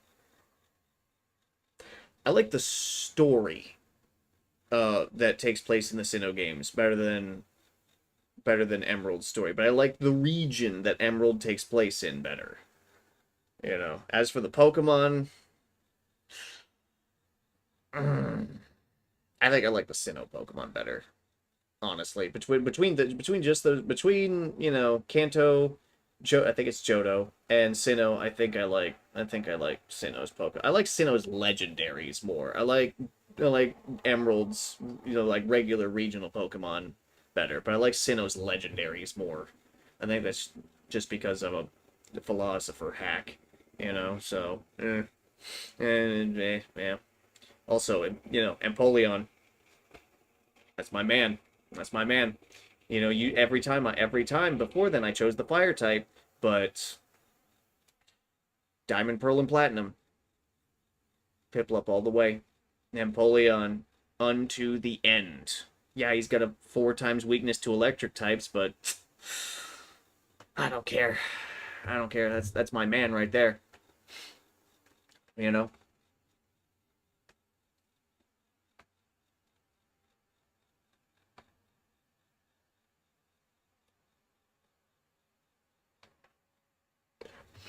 Now, the DS Game Boy era of my personal gaming history also has one really interesting entry. Technically two, but we'll bundle them together because I think that's how it was meant to be. That is Golden Sun. The first two Golden Sun games are if the first two Golden Sun games were more popular, they would be iconic. I think they are to what few fans there are. The first two games I think are just iconic, and for good reason. It's a simple story. It's a basic story, but the combat feels good, it looks good, the summons are cool. The idea of like using the Jin and moving them around from your characters to give them different powers, or just straight up just increasing their powers by matching the Jin with the character, elementally. Fantastic. fantastic, phenomenal. That's a depth of character. That's a depth of character class customization that I don't think many games have, dared to approach. And the first two games, mm, mm. The second one especially. The second one especially. The first game, I like the first game. I like it, but Golden Sun 2 was the first Golden Sun game I played. Not, I wasn't aware that it was the second one. And I found out more quickly than I found out Crash 3 was Crash 3. Anyway. And my grandmother had just bought it, just randomly. She saw it somewhere, thought, "Oh, my grandson has a device capable of playing this game. I'll buy it for him. He'll love it." And at first I wasn't so sure because I wasn't really into JRPGs. But I got into it. And that's where it started.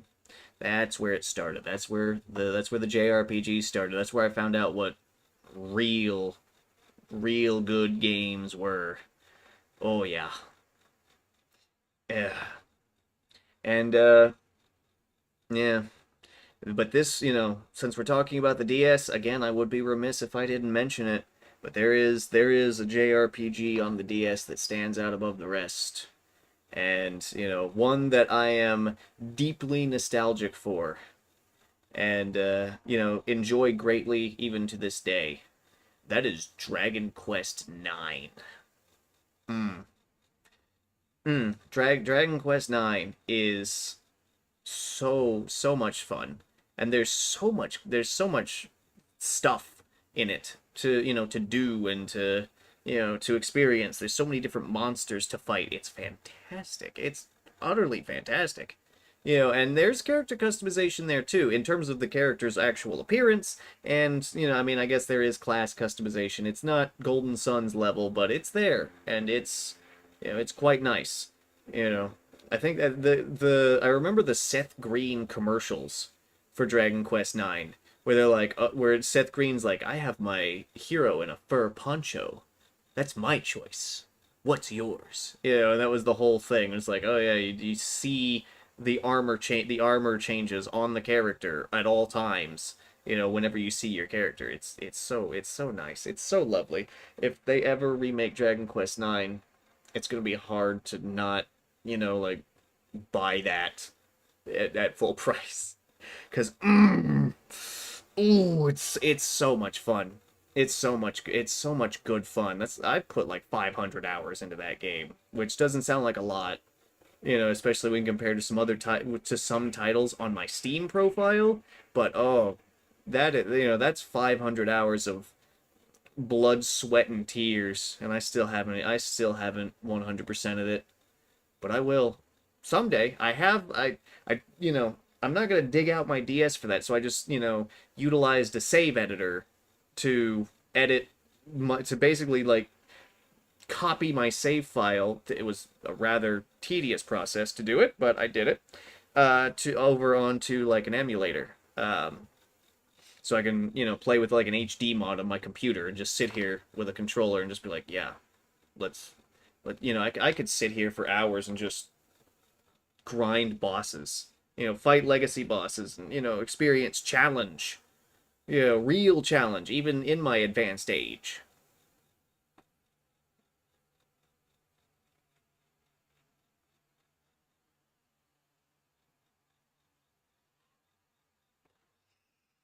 And it's so good. It's so good.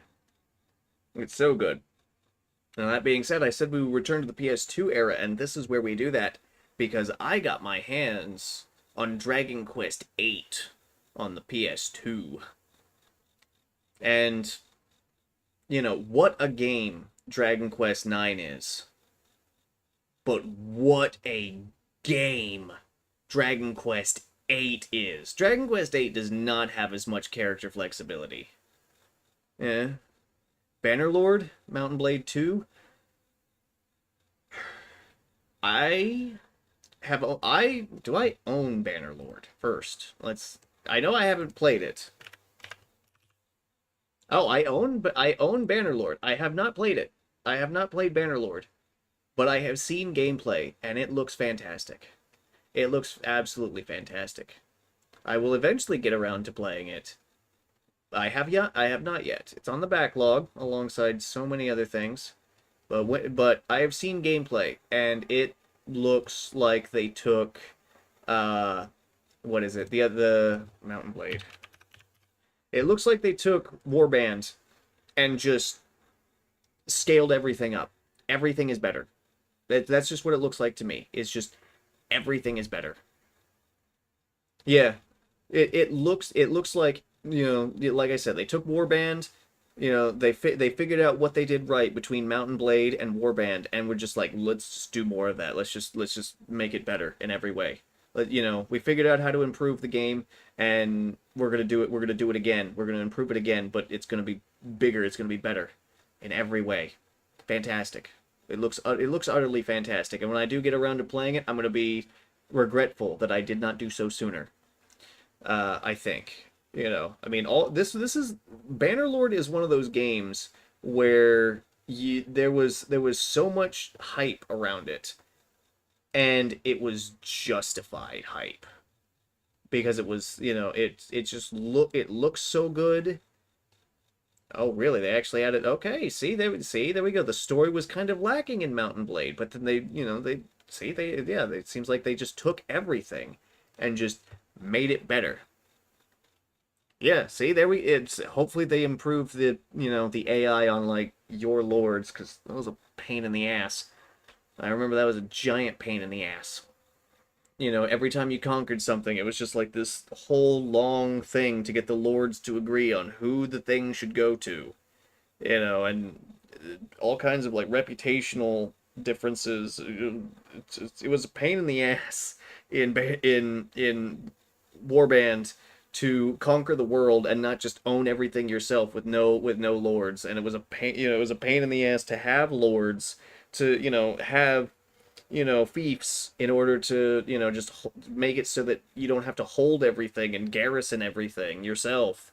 It was such a pain in the ass. Hopefully they fixed that, so it's not so much of a pain in the ass. I understand that there's a... Oh, wow, okay. Nice, okay. Okay, cool. Cool. Um, cool. Fantastic. I might bump that up on the backlog a little bit. Um, what was I saying? Oh yeah, Dragon Quest 8. So I said, what a game Dragon Quest 9 was. But what a game Dragon Quest 8 was.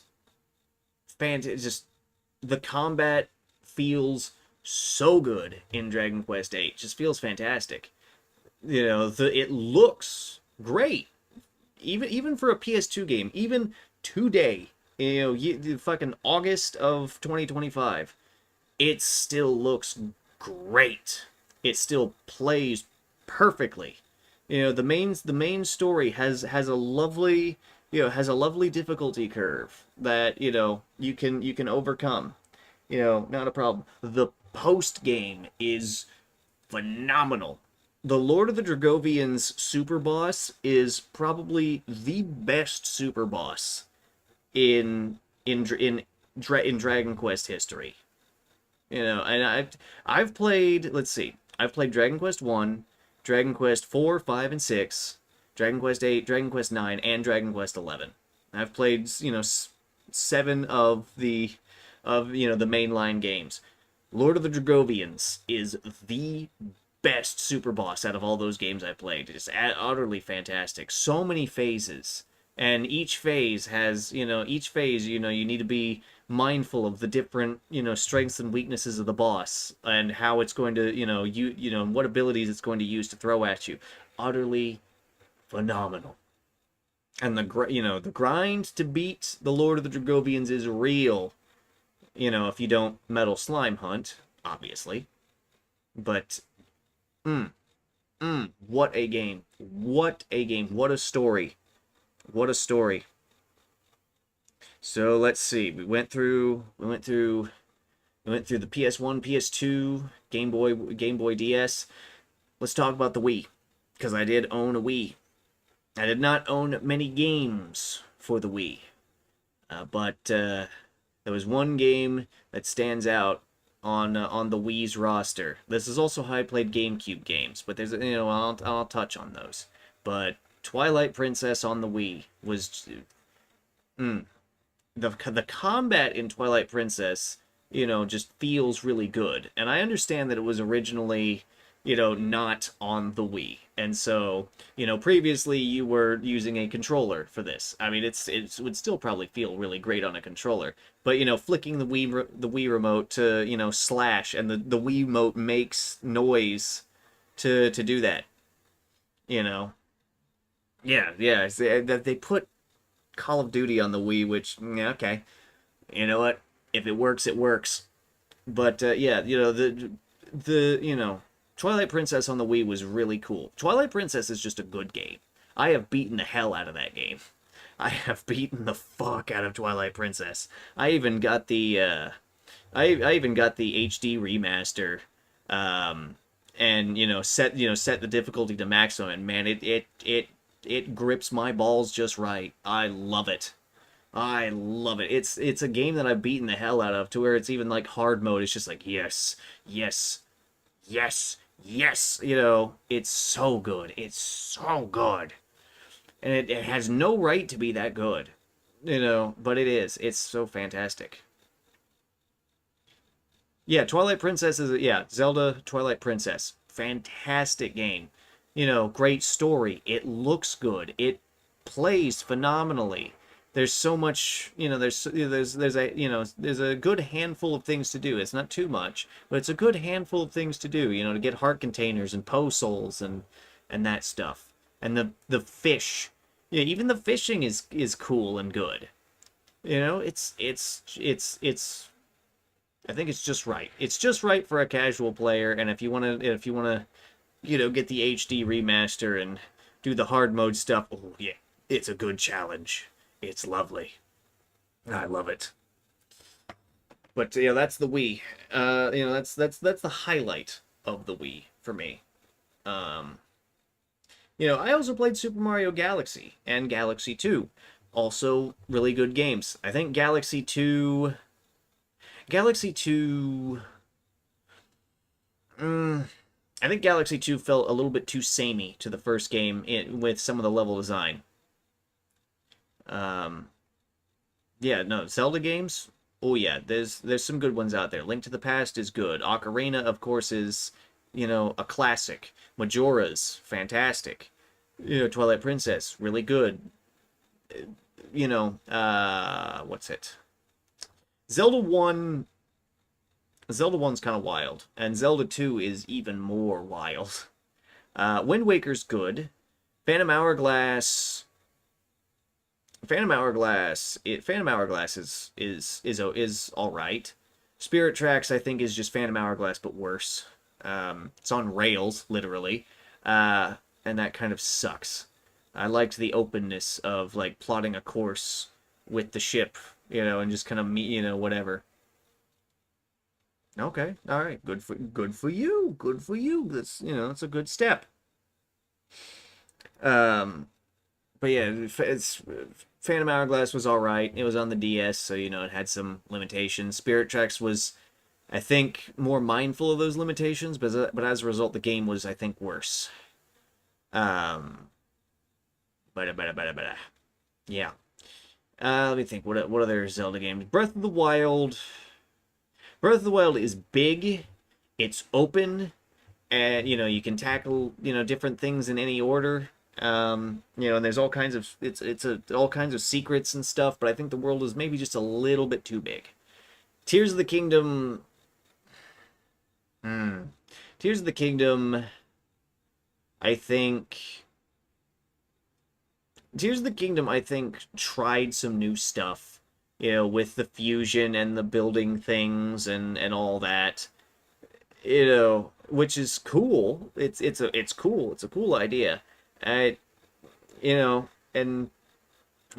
kind of fits into Nintendo's style of, trying things and, trying stuff, for better or worse. And, is I think the world of Tears of the Kingdom is also, it's bigger. It's bigger. Like, you've got the whole underground, which is just Hyrule but inverted. And it's full of secrets and stuff, which is cool. But it's I it it still has the open world problem where it's big, and there is a lot of stuff, but there's also a lot of space in between that stuff.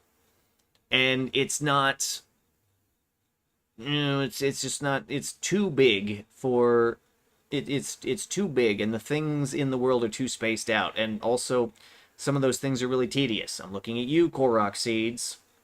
The shrines, I think, are adequately placed because they're, also they're little mini dungeons that also double as teleports. Okay, they're adequately spaced, but the Korok seeds are just fucking ridiculous. It's just, you know, the combat feels really good. It's not Twilight Princess level combat, but it's good combat. Flurry Rush is just so easy to abuse. That's really the main thing. It's just so easy to abuse. But yeah, there's a lot of good Zelda games, and there are some lackluster Zelda games. As with all things, not everything can be the best, especially in a single series. Okay, we talked about the Wii, GameCube, because this happened at about the same time as the Wii for me. I did not have many GameCube games, but what I did have was I had a disc that had 4 games on it. This was Zelda 1, Zelda 2, Ocarina, and Majora. I beat 2 of those games. I beat Ocarina and Majora. I did not beat Zelda 1 and Zelda 2. Zelda 1, I was much younger back then, and I didn't have the patience to deal with Zelda 1. And then Zelda 2, I still hadn't fully comprehended grinding, as this was before I got my hands on Dragon Quest 8, and, well, at the time, Dragon Quest 9 was ruling my life. So I didn't really think, oh, I can split my focus and I can grind Zelda 2 and, grind Dragon Quest 9. I just chose Dragon Quest 9 because it was, it was way more fun. It was way more fun for that. Which, happens. That's just, we're talking about a game, released pretty good into the DS's lifespan, and thus was modern for the time, versus a game that came out much, much earlier and had much, much rougher edges. Huh. That's an interesting combination. 2 of those things in a vacuum together makes sense, but all 3 of them is rather interesting. But yeah, I beat Ocarina, I beat Majora. I 100% at Ocarina and Majora. And I did so without guidance. I kind of just, once you figure out the mini games in those 2 games are the gateway to a lot of your upgrades, you kind of just look out for that. Once you figure it out in Ocarina, you kind of guess in Majora, and the Majora goes, yes, this is in fact how it works. And it's really good and really nice. Also, the time mechanics for Majora was really good. A lot of people are like, oh, it gives me too much anxiety. I don't like it. Just play the Song of Halftime. You got plenty of time to do what you need to do. You got plenty of time. And once, as you play Majora, you get better with the time. Because you learn where stuff is, what time stuff happens. You get better at it. And it's, so you get more efficient with the time. I did get stuck with the Great Bay stuff because I'm an idiot. I was just like, what do we do here? What's happening? It took me forever to figure out. Go to the pirate fortress and do the thing with the pirates. Fuck with the pirates. Okay. All right, I figured that out eventually, obviously, because I did, eventually beat the game. And also the fight with Majora was great. I did, the first time I did it, first playthrough Majora, I did not get all the masks from the side quests, and so I did not have access to Fierce Deity, and so I had to fight Majora, mano a mano, legit. But then on my second playthrough, I side quested. I got absolutely everything. I 100% of the game. And then I went in with Fierce Deity. And we all know what happens when you go into Majora with Fierce Deity. It's not a boss fight anymore. It's a beatdown. And it is so satisfying. It is so remarkably satisfying. It's fantastic. Fantastic games. There's a lot of fantastic games. So let's see. We did Wii, GameCube. After that, this is the advent of PC. This is the advent of PC, and one of the first games. You know, if you kind of been keeping track of when these consoles came out, then right around the time I got on PC, this was Minecraft. But more importantly, there was a special date that occurred. When I started getting laptops to play games on, and that date is November 11th, 2011. Skyrim. The first release of Skyrim. One of many that we would see, across time. I am waiting for Todd to release Skyrim on the BlackBerry. All right, yeah. Okay, all right. I'll hit that up because I don't think I have Discord on right now, but I'll remember. But yeah, Skyrim. And at first I was caught up with the hype. I was like, "Oh, this game's so good. There's so much here." And then I started playing more JRPGs, and I realized, Skyrim's kind of lackluster. But the modding is great for Skyrim. You can do anything with mods in Skyrim. And this is what kind of introduced me to how Bethesda works. You just, you get the game and then you fix and then, people in the community will fix the game with mods and then will improve the game with mods. And so that's what I did. Half a terabyte. Half a fucking terabyte at Skyrim's peak for me. It was half a terabyte in mods. Like I said, that first laptop that handled that, good on ya. Good on ya. Let's see, 2011. Say we had Minecraft. We had Skyrim. That's where I played Just Cause 2. Ultratron, which I still love. Yeah. God, Howard. See, this is where CMD kind of came into the picture, and it's like, all right, what do we got? This is, I dabbled in Team Fortress 2. I'm just gonna look at Steam. I'm just gonna look at my profile, and we're just gonna Guns of Icarus Online. Guns of Icarus Online. Oh my god. Another game where it's just, what a game. Just what a game. World of Warcraft on private servers. I remember one day. I was getting out of high school. My cousin came to pick me up, and he said, "Oh, I got a surprise for you." I went, "Ooh!" So I got into the car. I said, "Okay, what's this surprise?" He said, "You're never gonna believe this, but we can play Wrath on private servers, on old Blade servers that people have kind of cracked it and figured out how to have it play." Yeah, Guns of Icarus Online, fantastic. But that was where it's like, all right, we're gonna play we're gonna play Wrath on private servers. That was nostalgic. I can't stand it now for the most part because I'm just so burnt out on it still. But it was great. It was great playing on private servers. And if I still enjoyed playing the game, I would probably still think it was great. But I don't regret that time. But playing WoW on private servers led into ESO, which was kind of I'd say the latter half of my college career, in undergrad, that is. The first half was Warframe. I would run 6-hour shifts in Warframe every day at minimum. All right? Those prime parts are not going to grind themselves. Those builds on weapons are not going to get themselves done. All right, I gotta get Forma. I gotta get Affinity by leveling up a bunch of weapons. I gotta figure out, is the new frame good? Firestorm servers, Dalaran was way better.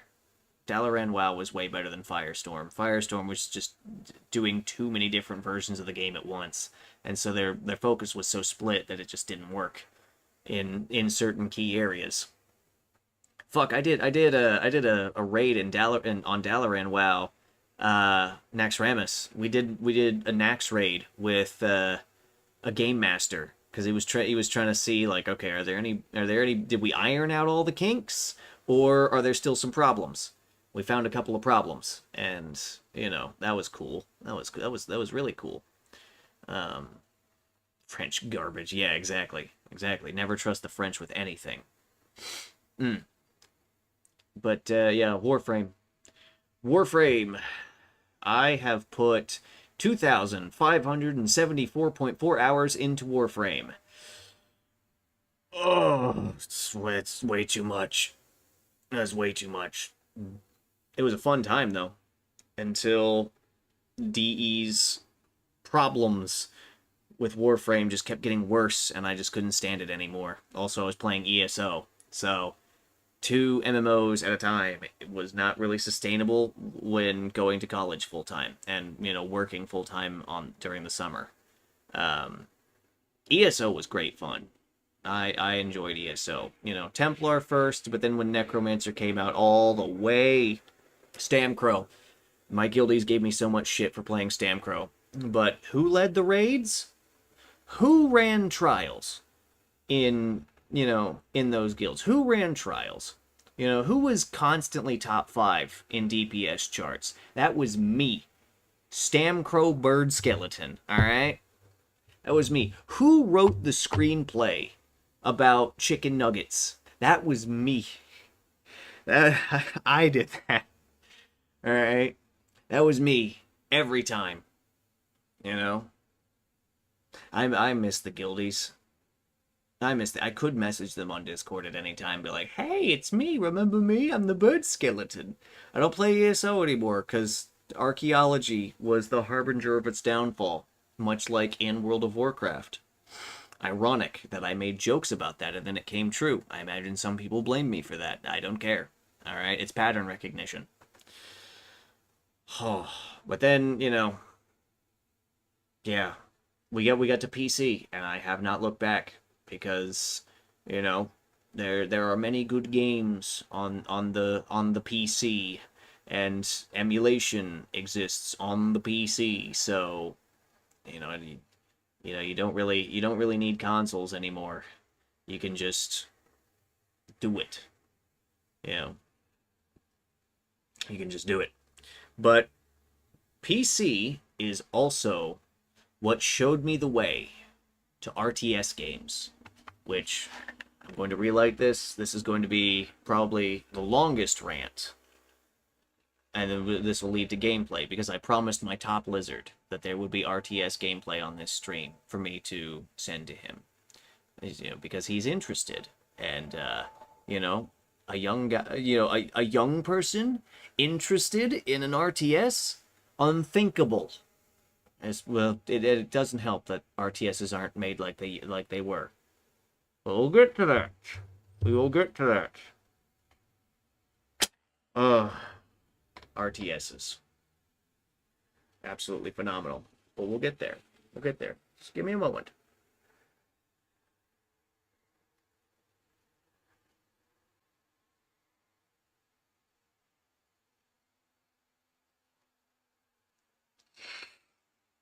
So, Nips, you're asking which RTS? It's a little game. Not many people have heard of it. Small game. Negligible in the grand scheme of things. It's called Supreme Commander 2. This was the starting point. This was the starting point. Supreme Commander 2 was the starting point. This game was introduced to me by Shane in high school, and we played the fuck out of it. He would always run Aeon, which I now know was just a mistake. Just a terrible mistake. And I ran Cybran, which is the best faction. Alright? The Cybran Nation are the only true victors of the Eternal War. All right, now that the, pause for people to yell at me is over. But Supreme Commander 2 was a lot of fun. It was really basic because it was also ported to the Xbox, the 360, I think.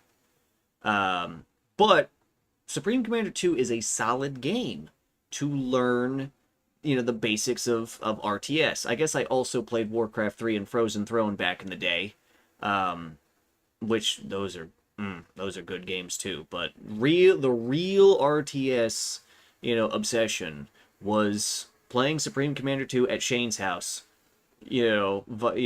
just together, fighting against each other sometimes, but fighting alongside each other sometimes. And then, that was when, I grew accustomed to Supreme Commander 2, and so I looked to the past because it is Supreme Commander 2, which means that there must be a game preceding it. And this is where I discovered Supreme Commander 1 and Forged Alliance, and I played both. Supreme Commander 1 is, well, it's pretty obvious it's their first attempt at like big warfare, at gas-powered games attempt at big warfare. It is really, really slow. And tech advancement happens a lot slower, and the power scaling of the different tiered units is kind of messed up. It feels like, buildings, and your regular units, it doesn't feel overly, tier 1 versus tier 1 feels really well balanced. Tier 1 versus tier 2 is just completely one-sided. It just doesn't feel good. Forged Alliance, though, after I beat, Supreme Commander 1, my God, it's like night and day. My God. Supreme Commander Forged Alliance is the greatest RTS ever made. Hands down. The scale of it, the pacing of the games, the easy to learn, hard to master, way that the game works. 4 factions with distinct strengths and weaknesses, and thus differences in strategy within is fantastic. The map size being absolutely massive, being able to control thousands of units, these having 2 gigantic armies just clash with each other, and what determines which one will come out victorious is not just a question of superior technology and numbers, but is also a question of army composition and utilization through strategy and, the necessary support, via different buildings and whatnot. Upgrading the command units in a, utilizing different modules and specializing them in different ways for different purposes is amazing. The different experimentals feeling like they are something special, and each one being supremely powerful in different ways, but also having terrible weaknesses that necessitate thought being put into their use is but fantastic. There is a reason why Forged Alliance has a third-party community client to, still play the game online that has been maintained to this day. All right, we are talking about a game, and I'm looking it up on the Steam page now. We are talking about a game that was published in 2011. That it has been 14 years since the game released, and people are still as enthusiastic about playing it as they are today. And there is a reason why. There is a reason why people have stuck by it for 14 years. It is because it is that great. Yeah, it has modding support on the FA Forever client, and there are so many amazing mods out there that shift up things, improve things, rebalance things, You know, you can basically do whatever you want with it. You know, and it is fantastic. It is so good that every other RTS game that I have played since then has been a horrific disappointment. I didn't enjoy Ashes of the Singularity. Yeah. Ashes of the Singularity, which, you know, was a game where it's like, yeah, RTS, big armies and stuff. Ashes of the Singularity feels so disappointing because, you know, you still have two massive armies clashing against each other, but they destroy each other in seconds. You know, the strategy for Ashes of the Singularity is just build bigger armies than your opponent. And, you know, your opponent will be able to make up for some of that with strategy, but really it's just bigger army guy wins. And it just doesn't feel good to play. Also, the units move entirely too slowly. You know, when the map size somewhat compensates for this, but at times it also does not. And it's just, you know, also, really small aside, this is a nitpick, but the whole thing where, you know, on my current system, which has parts that are newer than Ashes of the Singularity and more powerful than even the recommended specs, you know, I will still get a pop-up when I boot up that game that says, "Are you sure your computer can handle this? This is a really high-intensity game in terms of hardware resources." And it's like, yeah, okay. My specs are like double what the recommended are, so I think my computer can handle it. You know, just it's the small, you know, nitpick. That's a nitpick. You know, that's a nitpick. But you know, it's one that got under my skin, that continues to get under my skin a little bit. I'm not sure why, but you know, nitpick.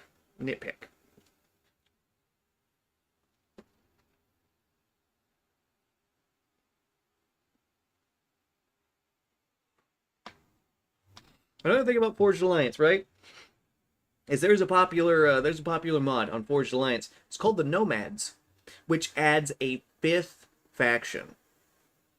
A fifth faction that is distinct from the other four established factions, with their own set of strengths and weaknesses that, you know, somewhat overlaps with the other factions, but there of course is overlap between all the factions, but the nomads just slot in nearly perfectly, and it's community content.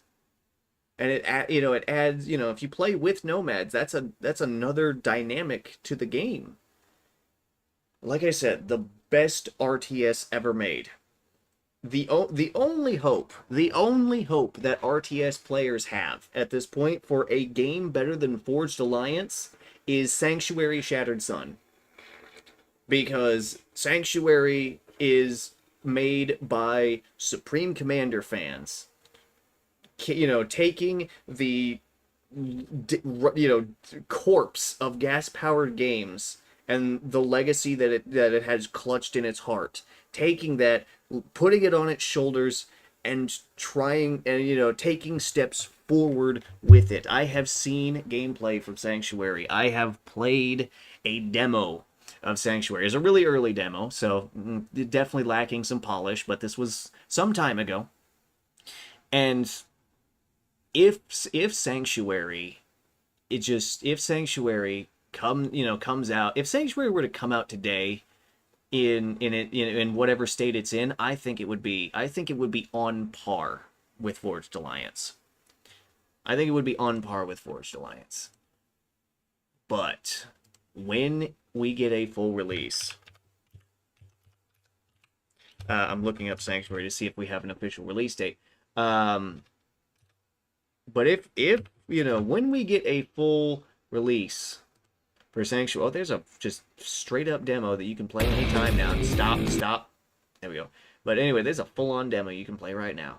But when Sanctuary is, you know, when Sanctuary is fully released,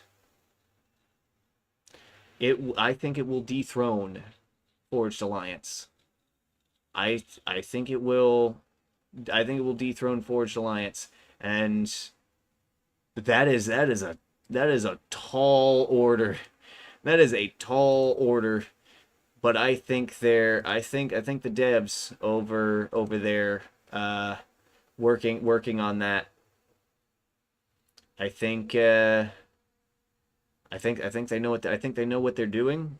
I think I think they understand what made Forged Alliance so great, and I think they'll succeed.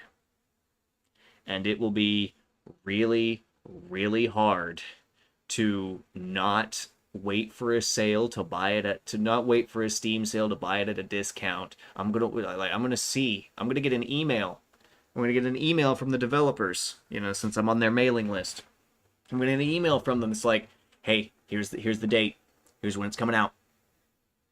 I'm gonna lose my mind. I'm gonna lose my mind when that happens. And that'll be the day. That'll be the day. And if I can get away with it, I'm gonna try and take a week off of work to do nothing but eat, sleep, shower, and play Sanctuary. Just it's gonna be mind blowing.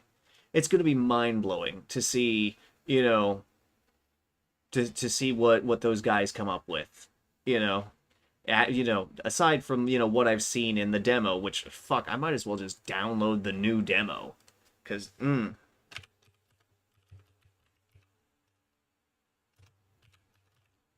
it is. I'm gonna grab this fucking demo. I don't give a shit, dude. Add to my wish list. Wait. Oh, wait a minute. Oh, the demo. Oh, I probably have to. Yeah, this is the demo. Can I get the demo? Check out the full game on the wish list. Can't. Oh, okay. Well, I think I have to access the demo through the Discord. Shit. I have to troll around through there, see if I can find it. Assuming that they have a demo open right now.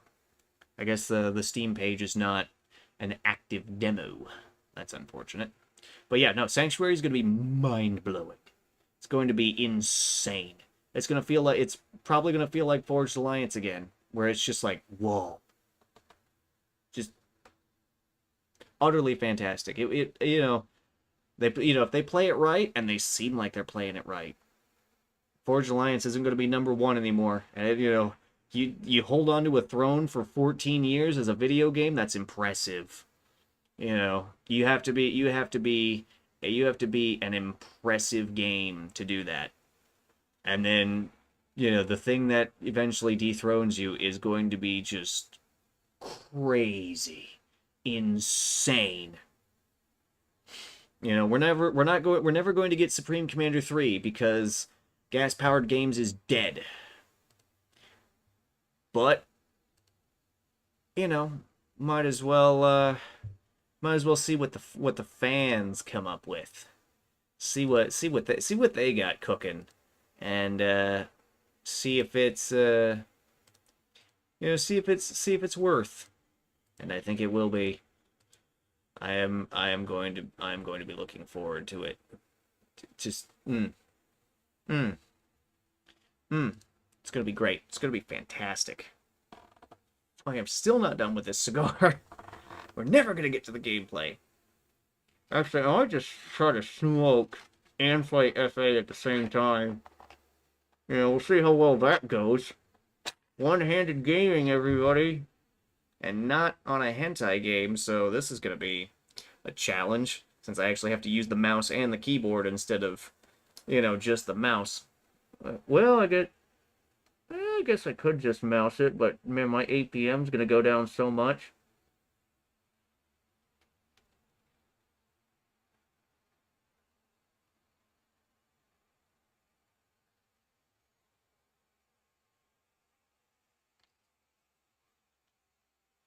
Yeah, mouse only, it's gonna cut my APM down to like a fourth. It's gonna suck. I might just smoke this down quickly so we can get in, because I'm just gonna boot up the client just so I'm ready, and I might have to adjust some of the game settings, because I think I have the setting on that puts the map on my second monitor, which again, that's another thing that Forged Alliance and Supreme Commander do, and I think the first game too, is that if you have a dual monitor set up, you can just straight up just have this your second monitor be utilized as you know, game stuff. Wait, what? Oh, I see. Click here to start it. No, I don't want to do that. How do we do this? Match. Oh, that's matchmaking. Oh, we could do. Oh yeah, I forgot. F8 Forever introduced co-op. Oh my god. Custom game. Custom game. We're gonna do this. We're gonna do this. Lizard demo. We're gonna do lizard demo. How do I do this? Select random map. Snowy triangle. That's fine.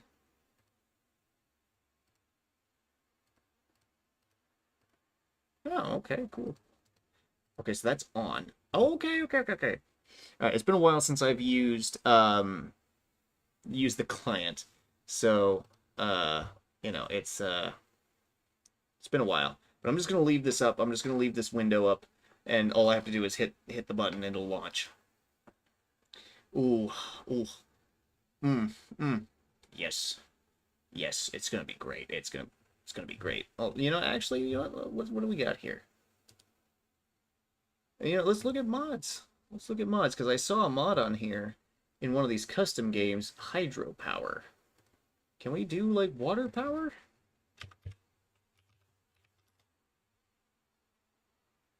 Hydro power plants. Really? Wow.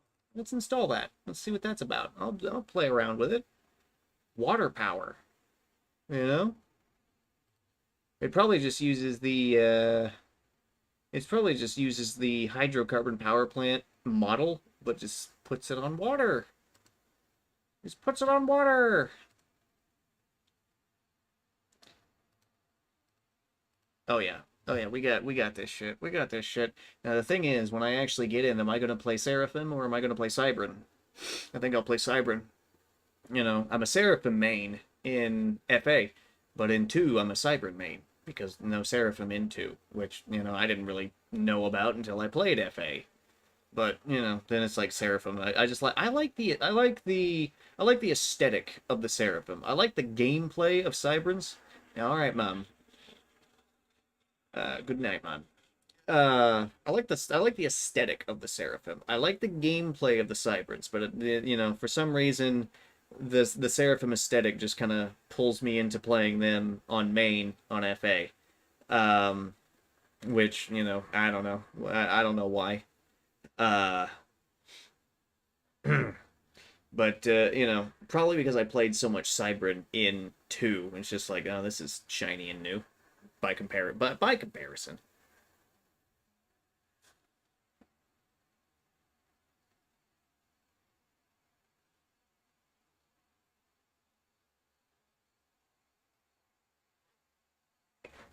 This brings me to something else. I sent a message to my Discord server the other day, asking any of the boys if they wanted to jump into to a game of FA. I was promptly ignored, and this was not good. This was not good. You know, it was promptly ignored. But then I got a message later. I got a message later about it. It was like, hey, you know, from my nephew, where he was like, hey, I saw your message. You wanna, you know, shoot the shit? You know, you wanna play some games, some FA? I went, yes. So I think we're gonna, and I want to get, you know, I want to get some more guys in on this, right? So that way we can actually have like really, you know, really good like versus matches. You know, like make custom ladders where it's like, all right, you know, 1v1, you know, the brackets is the word. You know, make brackets where it's like, all right, everybody is randomly assigned on the bottom rung, and you know, it's 1v1, and then eventually we'll crown a champion in our little group. And oof, it's gonna be great. There's gonna be some really good battles. You know, I am by no means an expert at you know, at FA. or any RTS game in general.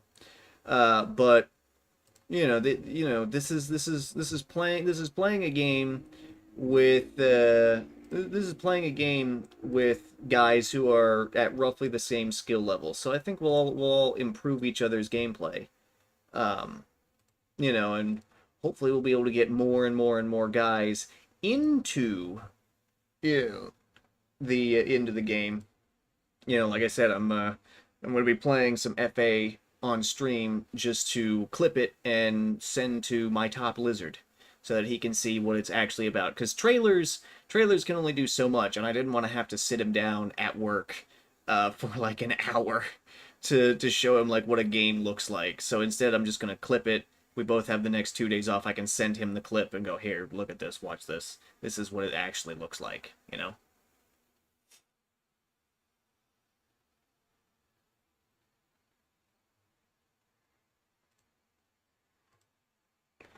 Actually, now that I think about it, I should probably run the base game without FA so I can change the graphical setting to where I can still see OBS and chat. Um, and, whatever. Because, yeah, I can tell that setting is on. I have run this game before. Okay, I can't see the chat right now because it's behind FA. So hold on. Secondary adapter disabled. Apply. That's fine. Okay. Alright. I can see chat again. The game is restarting. I've adjusted that setting. When I'm not streaming, I will adjust it back because I like having the mini-map on the second monitor and not having it on main. Even though some people are probably like, well, that's terrible. You should have it on main so you're not looking over at the map. I use peripheral on the second monitor. I don't actually look, over at the second monitor. I just, it's all peripheral.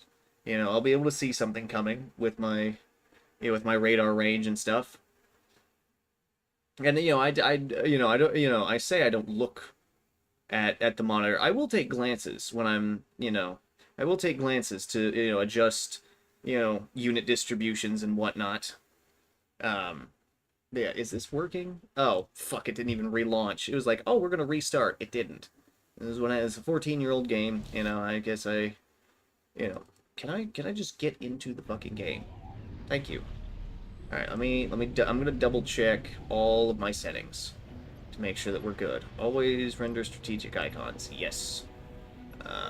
Economy, yada yada yada. Display, turn the subtitles on, because fucking the Seraphim need subtitles. Lock full screen cursor to window. Do not do that. Main menu background movie. I don't need that. Actually, wait, no, keep that on. Life bars, yada yada. Video.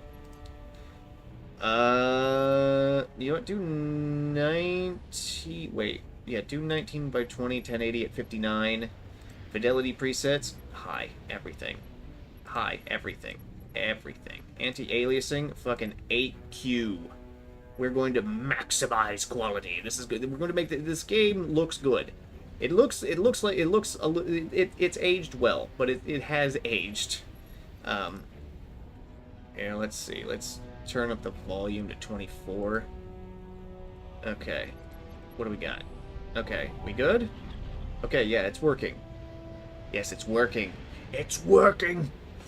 It's working! Also, the campaign in this game is fucking fantastic. You choose your... Oh, it's gonna jump me in, isn't it? Yep. Alright. Whoa, whoa, whoa, whoa, whoa, whoa, whoa, whoa, whoa. Alright. Easy. Easy now. Yeah, so there's a tutorial, obviously, whatever. And then, you've got 1, 2, 3, 4, 5, 6 levels. Which doesn't sound like a lot, but these are battles. These are 6 battles. Ugh. Yeah, that reminds me of the days. Ugh. Argon crystals still decay, right? Like you go in there specifically to get those, and then you use them quickly. Like they still decay, yes. All right, let's see.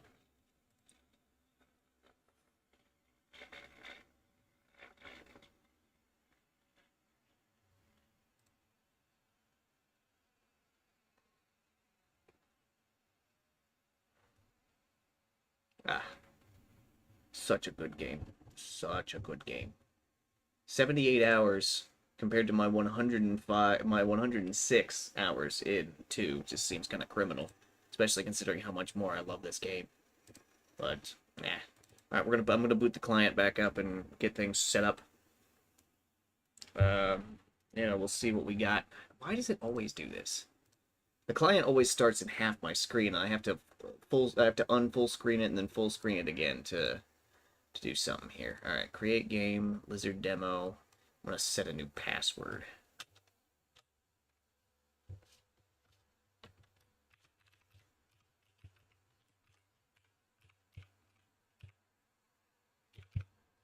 Okay. And all right, so that's working. Okay, so yeah, we're good. We're good. I'll just need to switch over to the monitor and launch it once I have finished the cigar. We'll play one game, and then I'll be able to clip that down, send it to the lizard, and see what he thinks. And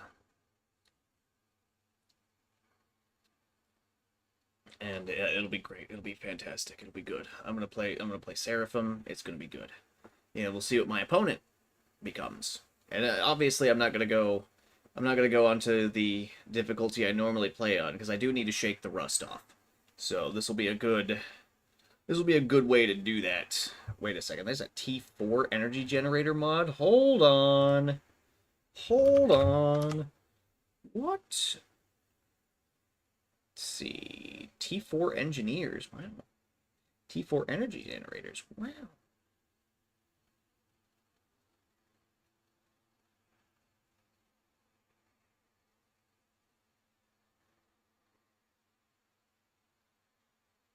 Interesting. We're going to install that. We're going to play with that.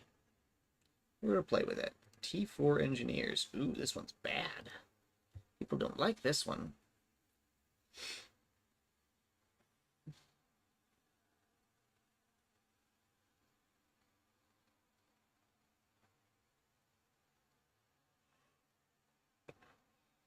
Okay. Alright, I need to stop downloading more mods. Just sit here on this. I need to not look at the games that are, out here like, oh yeah, we're running mods. We're running these cool mods. I need to not do that. Come on. Trying to peel the band here. Hold on. There we go. See, these are these ones that feel kind of plasticky. I know they're paper, but the ones that feel kind of plasticky, they always clean peel every time. I've already got one of those, so into the trash it goes. But yeah. It seems like RTS and JRPGs are just my shit when it comes to playing games. Like these, RTSs and JRPGs are what I go back to, when I want to have a good time. I'm still sitting here, I'm sitting here alongside millions of others waiting for Dragon Quest 12. And oh my god, it's gonna be Dragon Quest 12. If Dragon Quest 12 is equally as good as Dragon Quest 11, it's still gonna be worth my money, But they're gonna make it better. That's the thing. That's the thing with the Dragon Quest developers is, they've tried different things over the years across different games and this and that. But they've always improved. The game has always improved. The stories have gotten better. The gameplay has gotten better almost every time. Dragon Quest 7 was a little bit of a step back, but I've heard the remake has addressed a lot of that. So, I haven't played 7 at all. I've just heard things. So, that could be completely wrong. Who knows? But oof. It's gonna be great. It's gonna be fantastic.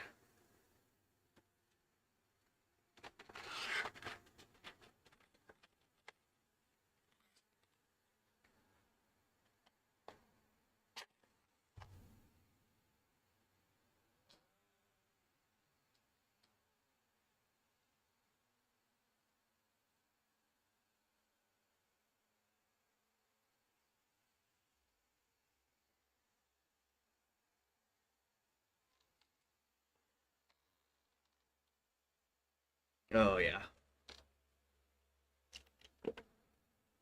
Gotta get Aiden's roommates in on this shit though, because Aiden's already in. he's played the game and he loves it. You know, I don't know how he feels about it in comparison to 2. I need to definitely ask for, I definitely need to ask. But it seems like he likes Forged Alliance. To reinstall FA Forever? Ah. Well, I mean, it's a quick install. It's a quick install. It's pretty lightweight. I mean, also, this is a 14-year-old game, so, with today's technology, even if you had something, if you had anything that, if you have any hardware that came out after FA is just, runs so smooth, even when you get high army numbers. It's great. It's fantastic. It's from that era of gaming where developers were like, okay, first and foremost, the game needs to work, and it needs to work super good without chugging every single resource on your PC. FA could do that, I imagine. Back when it came out, I imagine, even on high-end systems, it would, with high army numbers, it would, you'd probably notice some performance things. But they were like, look, it's gonna work well, it's gonna feel good, it's gonna be awesome. And that's from that, from a previous era of gaming. And then you just cut to now where technology, for, computers and stuff has improved so much that FA is just like, FA can take as much resource as it wants off of this computer that I have, and this computer's just like, this computer would still sit there and be like, is that all? Is that all you got?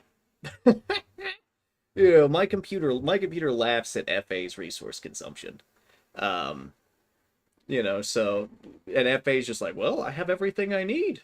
And my computer just, kind of sits here like, all right, cool. I can run many other things alongside you.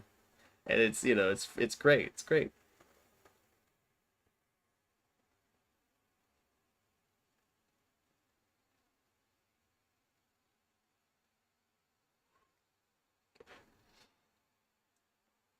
Honestly, I don't want to stall, so I'm gonna put this on the little cigar holder, and we're gonna jump in. So what are we going to do? We're going to remove daily smoke. We're going to jump to Asus right. We're going to remove daily smoke.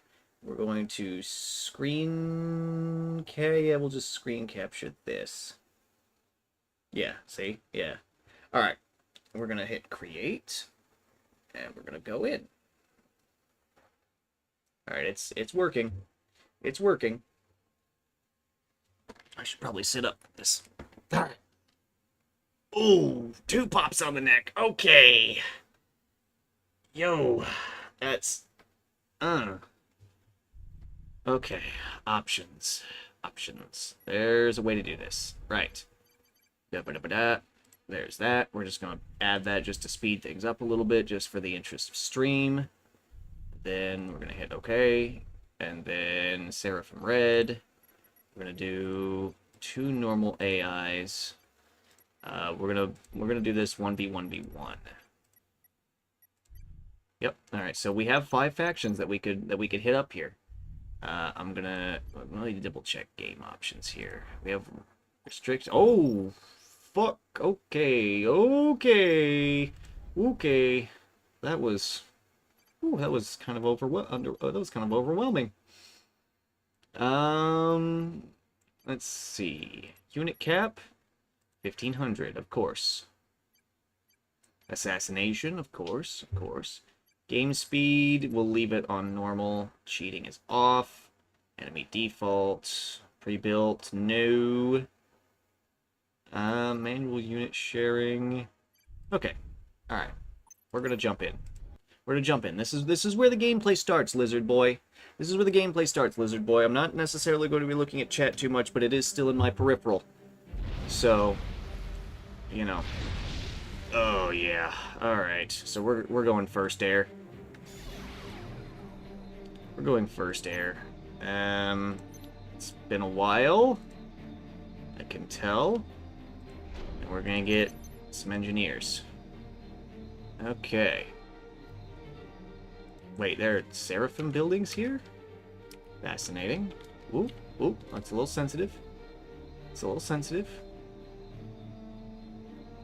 We are actually consuming a lot of power, so we're not going to go for mass first. Yeah, we're gonna get one energy and then a mass. And we'll see how effective my strat is. Okay, there's a mass right there. Go ahead and grab it.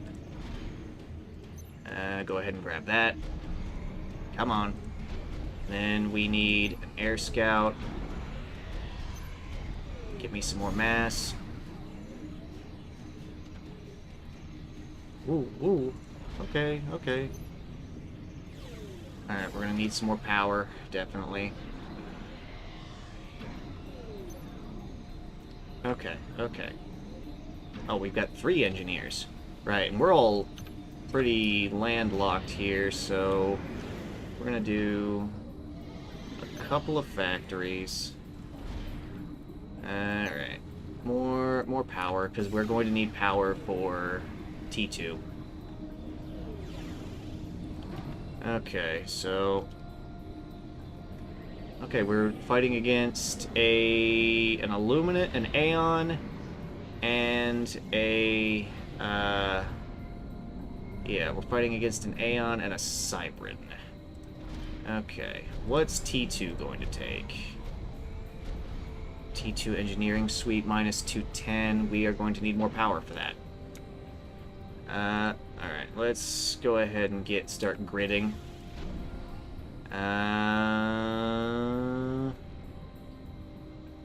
Let's go ahead and build up some air power here. Oh, the Cybern shot down my plane. Alright. Bastard.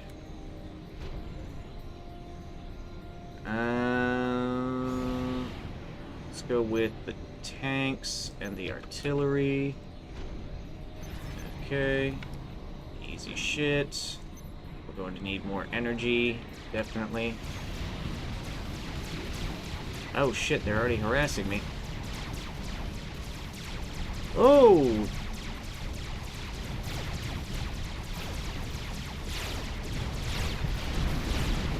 Yep. A little slow on the draw. A little slow on the draw there. Alright, we need power.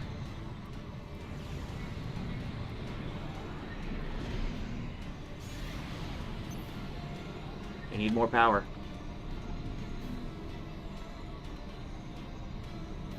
And we're also going to need radar. I lost an engineer for this. Woo! The interceptors will be useful. We're going to be primarily leading the assault with our land units.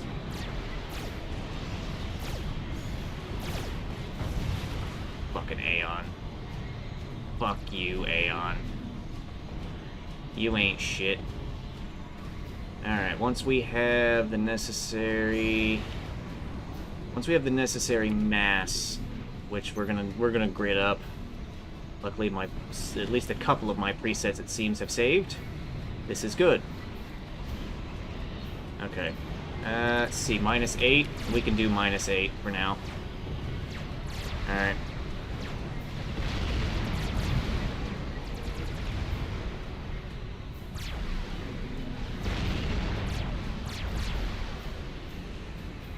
Yeah. Alright. We gotta wait a minute for... We should probably also queue in some attack bombers, just so we can harass. Because yeah, we gotta take out that hydrocarbon plant tier 2. Yeah, we gotta take that out. We gotta take that out. Enemy advantage is not to be had. Move in.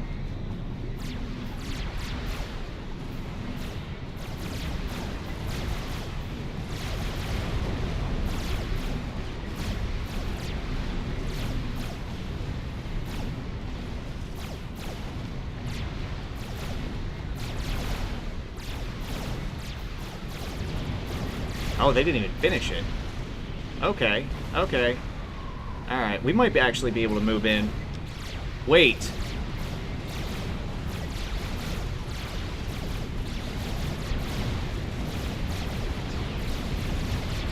Both of them are here! What? This is unconscionable.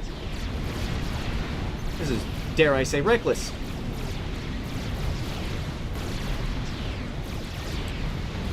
Land units, retreat, retreat! Air units, back. Back at once. Oh, shit. T2's done. Okay. What goodies do we have access to now? Radar.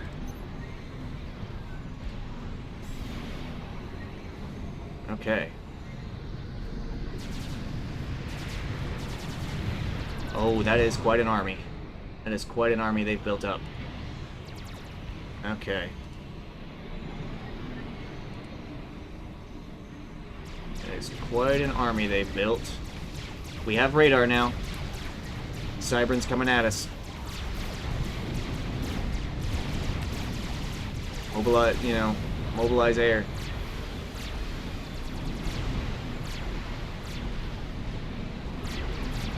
Let's get moving. Let's get moving. Shit's coming at us. I'm gonna send the ACU in. Not the best decision, but should work out.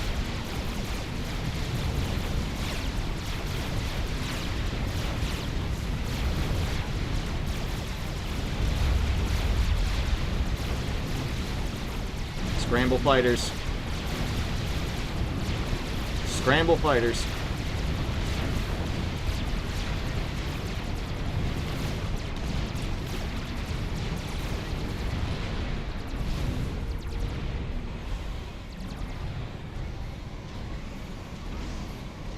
The commander's going in alone. Hold up.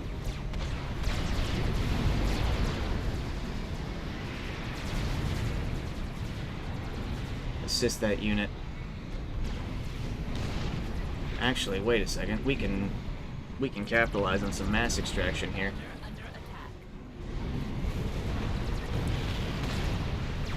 Fighters retreat.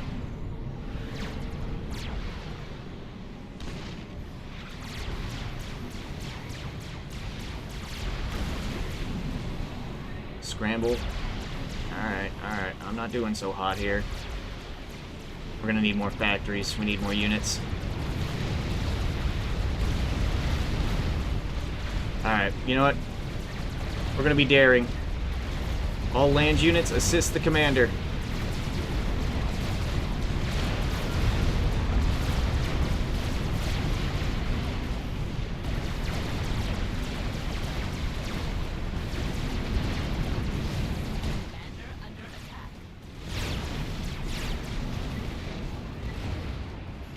Spiders, move in.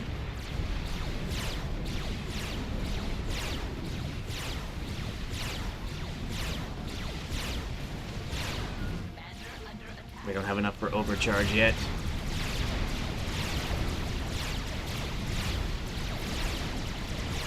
All land units move in.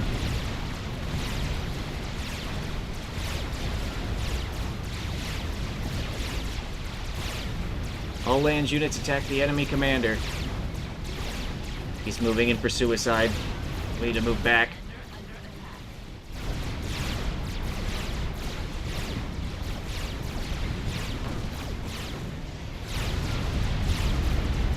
Come on. Keep pushing.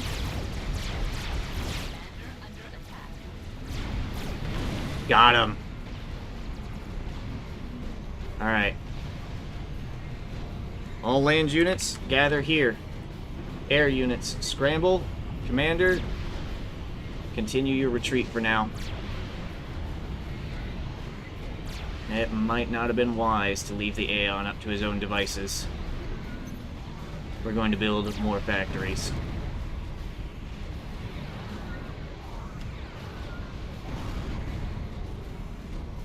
Our engineers are still working diligently.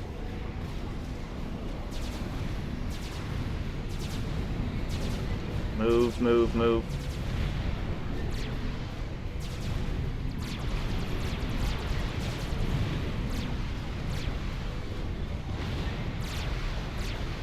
Wait, that's the other enemy commander.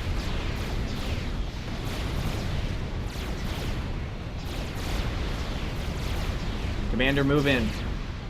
We can end this right here. Bit of a shorter game. Bit disappointing.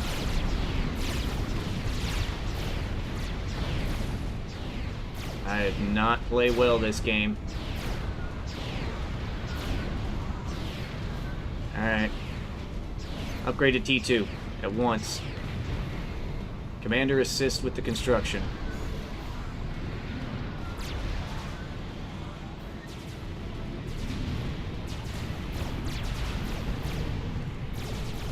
Bombers, move in on that engineer. Never mind. Alright. We're sitting good for now. Okay. Once we've got HQ, we can start upgrading. Air units, pull back. Commander, we need air staging. I don't remember where that's at. Is it in here? There it is. Commander, air staging at once.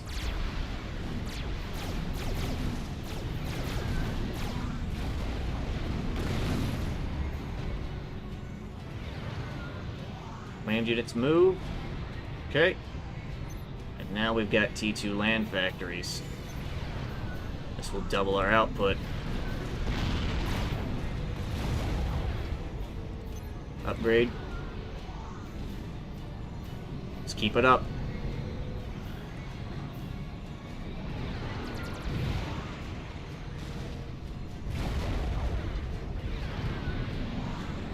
Scrambling air units.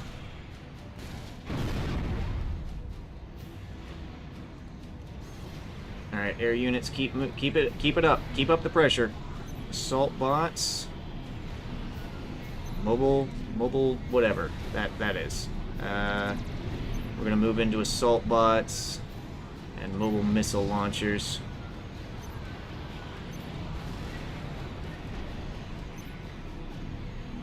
This one will produce anti-air cannons to assist us.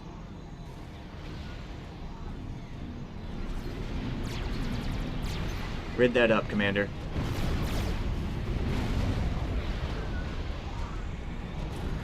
Air units, scramble.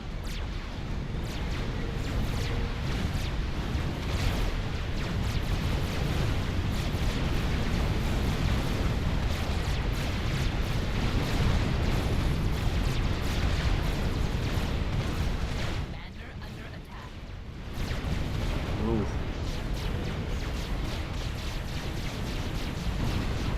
Oh yeah, we got our assault bots out.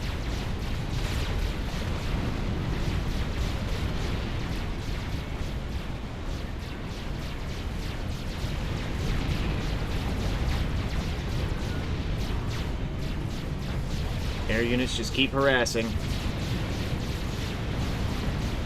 Man, those assault bots have some range on them. Damn.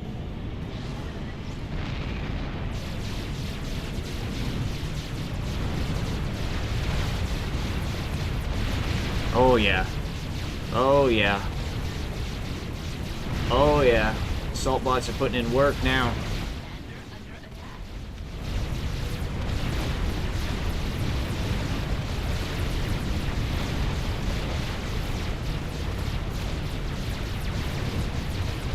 Oh yeah, he's got T2s now.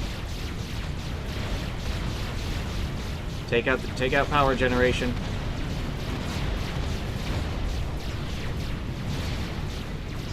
There's the enemy commander again. We're gonna move our own commander in. Land units, prepare for another assault. We will be assisting the commander. 4213. Ooh, that's a lot of energy, though.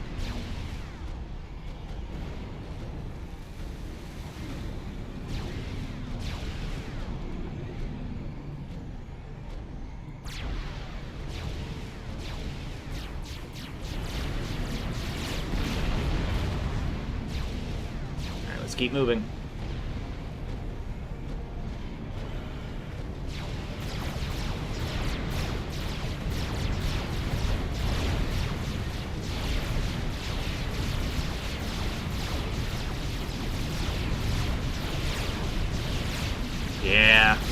I didn't play too well this round, but it's not too shabby. Against a real person, I definitely would have died. But that's how it be. There we go. That's how we do it, Lizard Boy. That's how we do it, Lizard Boy. Nice.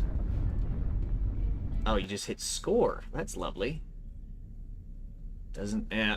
Oh, yeah. Me and the Aeon, we were going at each other. We were going at each other.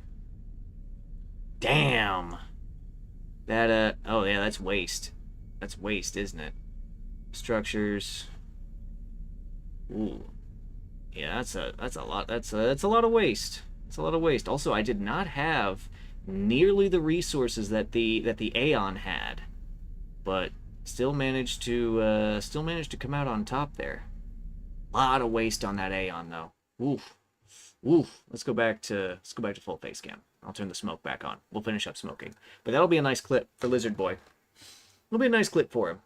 Like, you know, yeah, I'm not the greatest at this game, and I gotta shake the rust off, but you know, give me a couple games and we'll be good to go.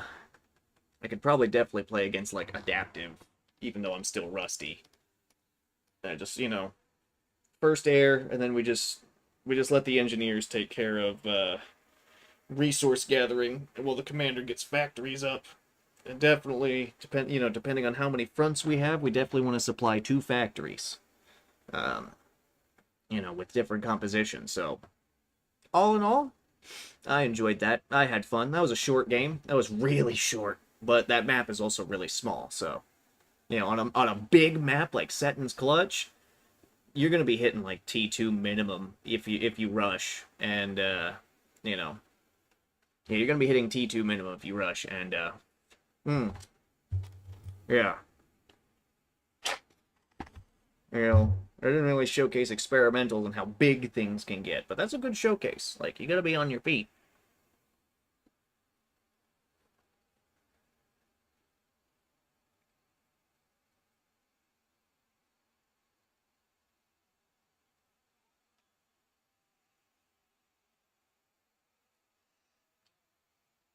But yeah, Setton's Clutch is a classic map. It's the map that me and Aiden always used to play on. You know, that's kind of just the go-to map. Yeah, that's... See, so the way Aiden and I usually run it is, the way Aiden and I usually run it is one of us will be like the front man who is just hold the line, right? And then usually the second guy is either in like an air or a navy slot. If it's Aiden if Aiden's not the front guy, then he'll take the air slot, and he'll build air support while I focus land. But if I'm the other guy, then I'll switch to Cybran, and I'll run in the navy slot to provide naval bombardment, and then Aiden will rush radar, so that way I've got radar coverage to, you know, fight to support him from a distance against the enemies. Because I love the Cybran Navy. I know it's not the best in the game, but Supreme Commander 2 just put the Cybran Navy just in a special place in my heart. Yeah, if you're gonna be the front man, you've gotta be on it. All right. If you're gonna be front man, you're not going first air. At least the way Aiden and I run it. If you're the front man, you're not going first air. You're going first land. And you're basically, you basically do the sit back and you just build units and grab as resources. So that way you can just build a fortress to just, sit right there and hold the line until the back man, until your second is good to go. Because if you're in the air slot, you just focus air and resources, and then you can support with artillery. If you're the Navy guy, you do naval stuff. You go first air. Yeah. Sacrifice is a nice advantage, and it actually feels like in FA, all 4 of the factions are balanced. Yeah, and I got the mod for FA that lets all of the Cyber Navy ships walk, not just like a couple of the tier 2s. So all of them have legs, which means the Cyber Navy has much more expanded use. Obviously, it doesn't work on the submarines, I don't think. I haven't played with the mod over much, but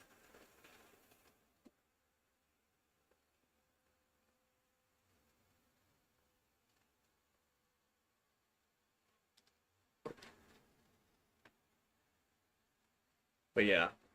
Cyber Navy in SC2 is just fucking overpowered because you get the legs, which means that any water on that map becomes viable to build just, horrendous. Oh, the Czar? Yeah, the Czar is destructive. The Czar is destructive. It's also a hangar. So I think it's got like T2 factory capabilities. So, the Czar kind of lacks in anti-air. You can just build interceptors on the Czar and just, make up for that weakness. I mean, one complaint that I do have about Supreme Commander 2 is that units that have factory capabilities they have really small they have really small like hangars to, just build into. So you basically really have to micro it. Oh, it has T3. Damn. I usually run T2 when I've tried all the factions, right? But when I played Aeon and I had the Czar, it has T3 capabilities, but yeah, exactly. T2 fighters, and then I had my factories make T3 units. So that way, the Czar can just whip that shit out. No problem. You know. But if you're short on resources, a swarm of T1 interceptors will make a difference. If your resources are low, just have the Czar mass produce. Just absolutely just vomit T1 interceptors just to, shred up the enemies. They might not be overly effective, but they'll hold for just long enough for you to get into position. So that way, when the Czar does, die and fall down, you'll do some damage. You'll do quite a bit of damage. And that's the thing about experimentals is, even when they die, they're destructive. Because you got like the giant experimental aircraft falling from the sky and, dealing damage. The explosions from, different land units, land experimentals, deal damage. The Seraphim experimental bot. If you're able to we'll see, that's the thing. With the Aeon Infinite Resource Generator, it's a double-edged sword. And the sharper edge is towards the Aeon player building it. And the reason why is twofold. Number one, which is the most obvious, is that if that thing goes up, it is a nuclear explosion, which means you don't want to build it near anything else, but you also want to protect it. Number two is the resource cost of the experimental building notwithstanding, it does take a long time to build unless you have a whole bunch of engineer support, which then poses the question of, could those engineers be better used, fortifying your front line, and also with that engineer support, that increased engineer support, there is, a bigger resource drain. So by the time you have the resource capabilities to build the Paragon, which is what the building is called, in game, it might just be better suited for you just to build a bunch of factories to just throw. Yeah.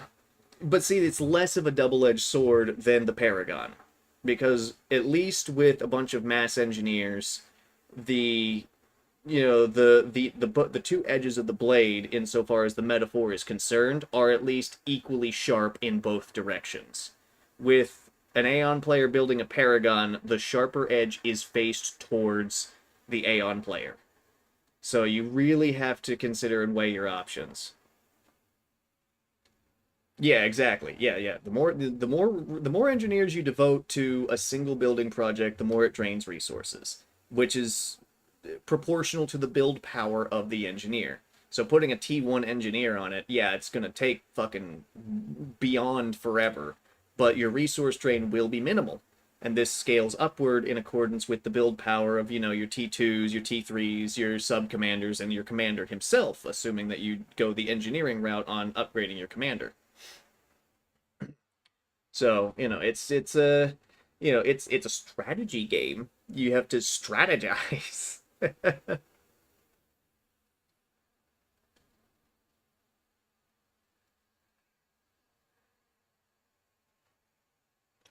So the experimental nuke launcher for the Seraphim is, yeah, the Seraphim experimental nuke launcher is so time consuming to build, and required is pretty resource heavy. Even to build the nukes, that takes a chunk of resources. But yeah, 10 seconds max if your economy is good. You're firing off a super nuke that takes 2 counter missiles to shoot down, which means that you can easily just, assuming you can keep your economy going, you can just keep throwing them at your enemy until they run out of anti-nukes.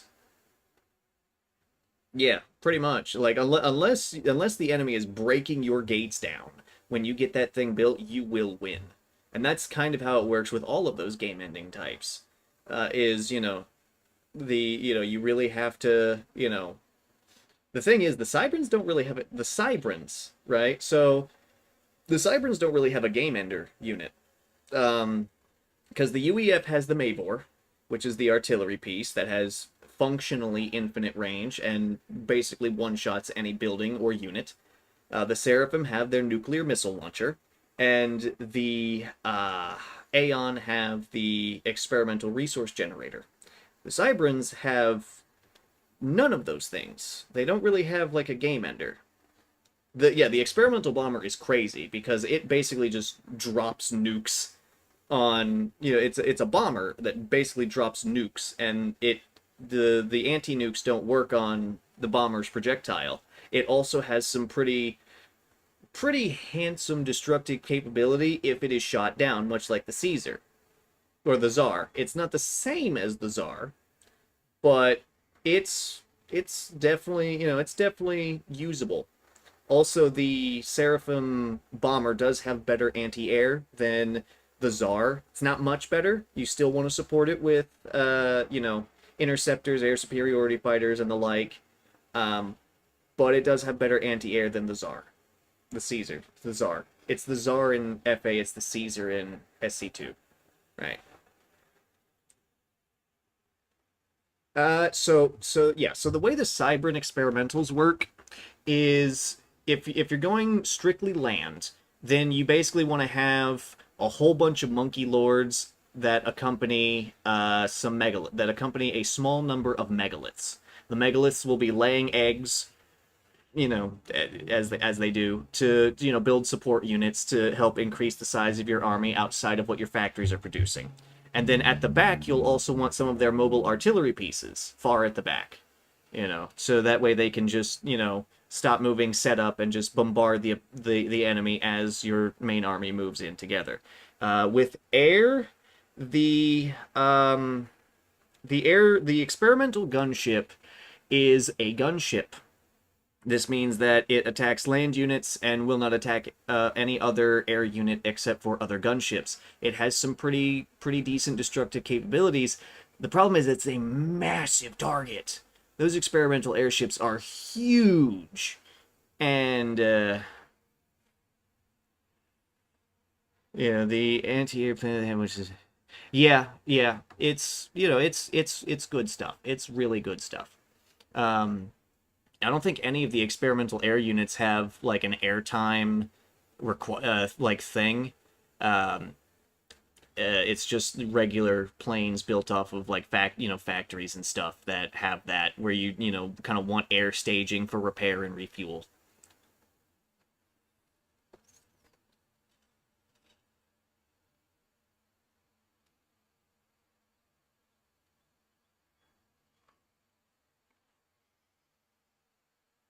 At least insofar as I remember. I could be misremembering.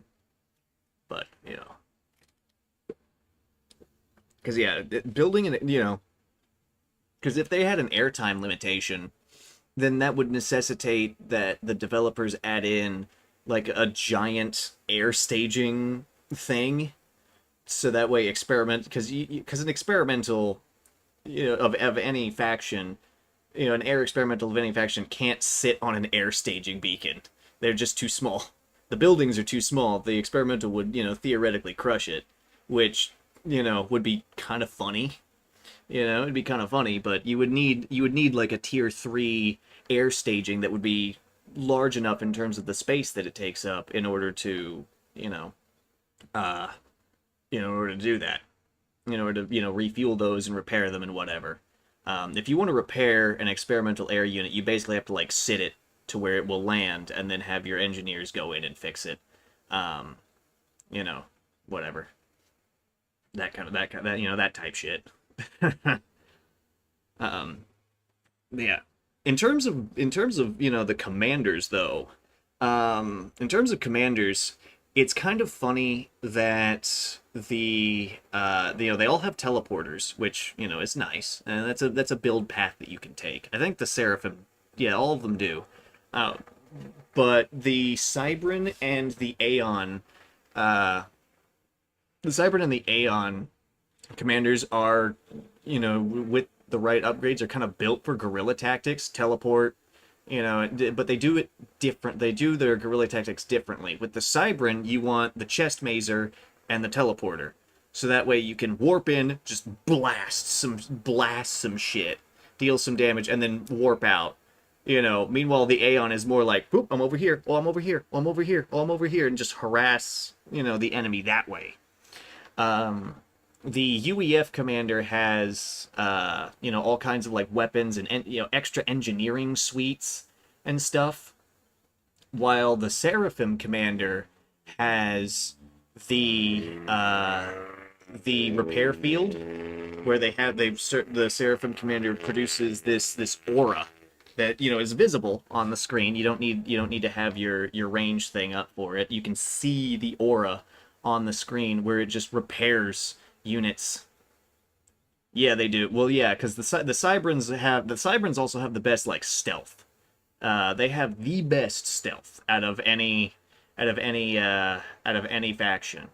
The Monkey Lord is, if you turn the Monkey Lord's, stealth systems on, you won't see it coming until you get optical, until it gets within optics range.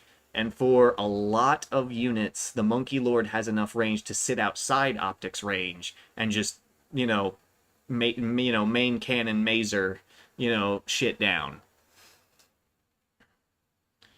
Yeah, they do. They're the only viable stealth faction. If you're, they excel at it. They excel at, sneaking up on the enemy and just like guerrilla warfare. Maybe that's why I like them so much. But yeah, but Cybrans, because they do that, it's a lot of micro.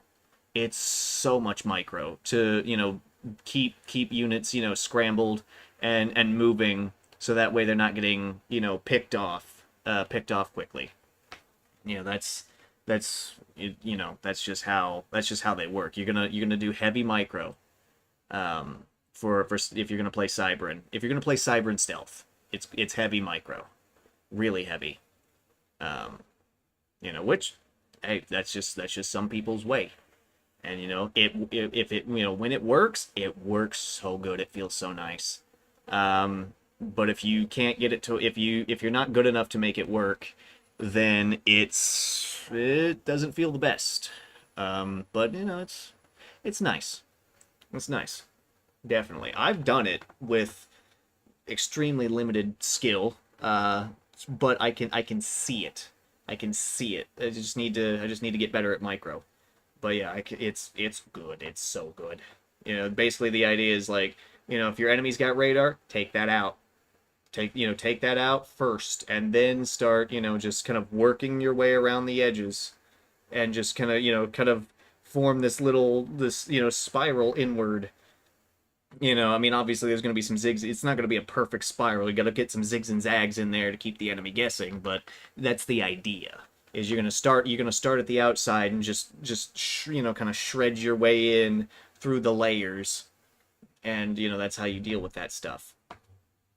But by contrast, the Cyberns also have the weakest, like point defense, which makes sense because they're more stay hidden and keep moving kind of faction, while the UEF has the strongest point defense because they are the siege faction. They're the big boys in terms of health and whatnot. Most of their army is literally just tanks. Yeah, they have their bots and whatnot, but most of their units are just straight up just tanks. Sherman tank, but in the future. That's basically what it is. Alright, let's try and finish this up so I can finish up this stream. Go to bed. It's my day off.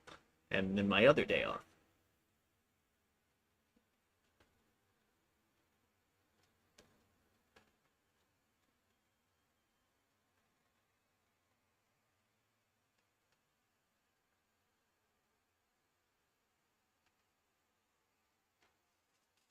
And see, the thing is, these different factional balances carried over in different ways to SC2 to varying degrees of success. The UEF is still the king of siege, which is, it makes sense. That's a logical progression. The Cyberns still have great stealth technology, but a lot of their stealth power seems to come from their one experimental unit, the Cicada, I think it's called.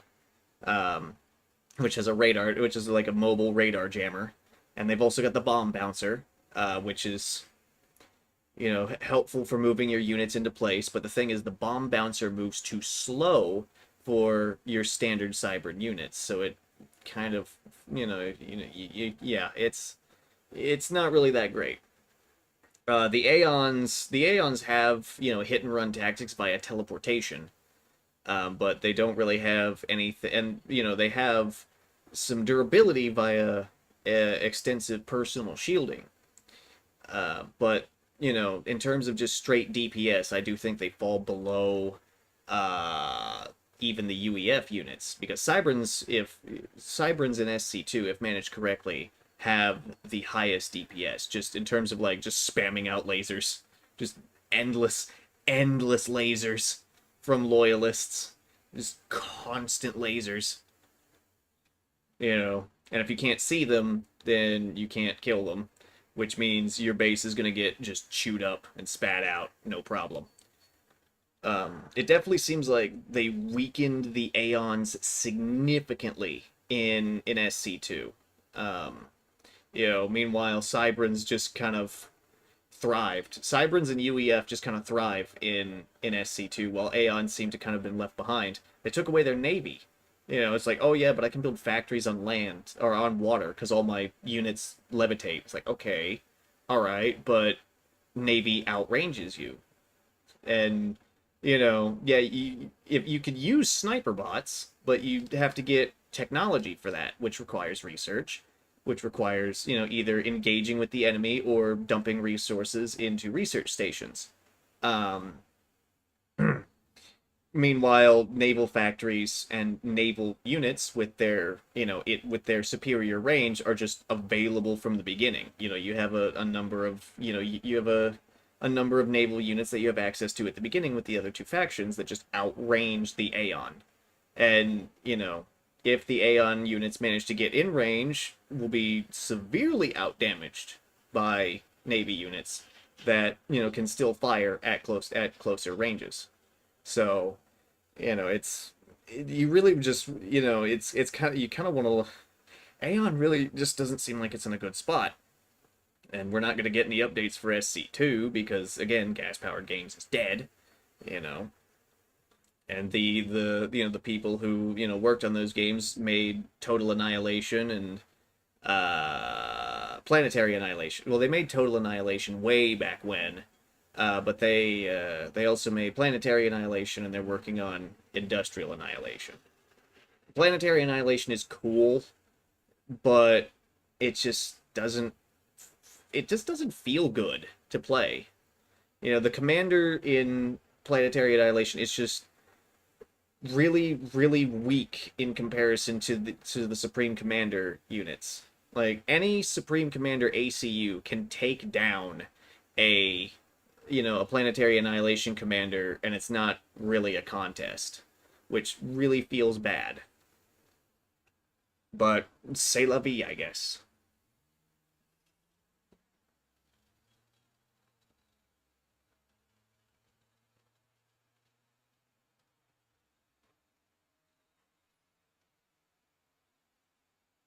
Yeah.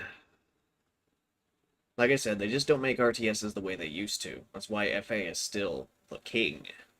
The king. Actually, you know what? Let me look on SteamDB. Look on SteamDB at Forged Alliance and see if we can find some numbers. Since the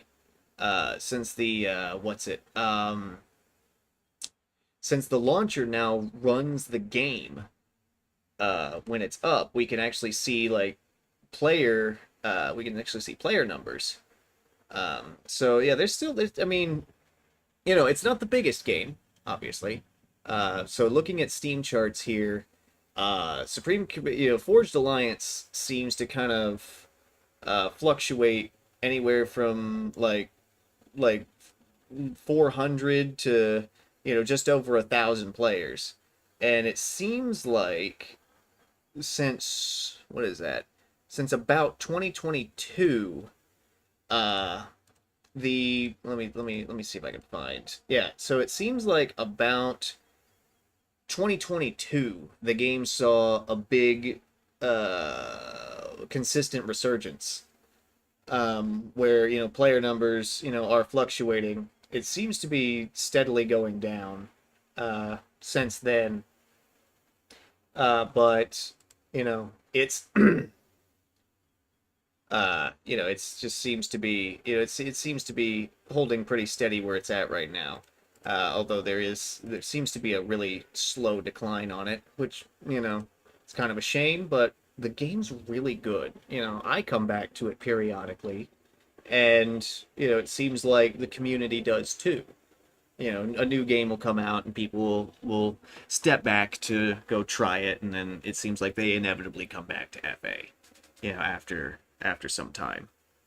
I imagine Ashes of the Singularity had a hand to play in that at one point, but then people came back. So yeah, it seems it seems like the game is decently healthy. There aren't really the RTS players are becoming a rarer and rarer breed because people don't want to look to the past for some reason, but that's changing. That's changing because of how kind of shit gaming the industry acts. So people are looking back and going, okay, what kind of older games can we, the past seemed to have a lot of good stuff. Let's see what we got.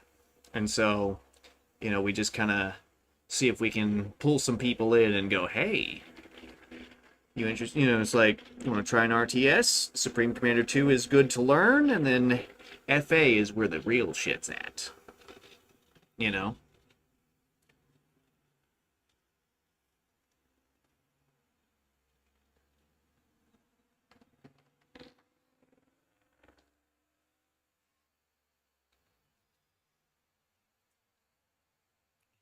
Good stuff, though. Wait, Dyson Sphere program is an RTS now? Oh god, it's Factorio again. Ugh. Also, Empire at War. Hell yeah, dude. Yeah, Forged Alliance is also on sale right now, which, woo! Let's see. People are playing fucking Dota 2, Hearts of Iron 4, Total War Warhammer 3, Crusader Kings 3, Age of Empires, different Age of Empires games. Different stuff there. I might try to Maybe one day I'll return to Dyson Sphere program, after Factorio finishes driving me insane. All right, well, it's that time again. And, I said I would say it because, of my mother's delicate sensibilities. So I am not going to go take a piss. I'm going to go engage in a little bit of idle meeting-a-tree.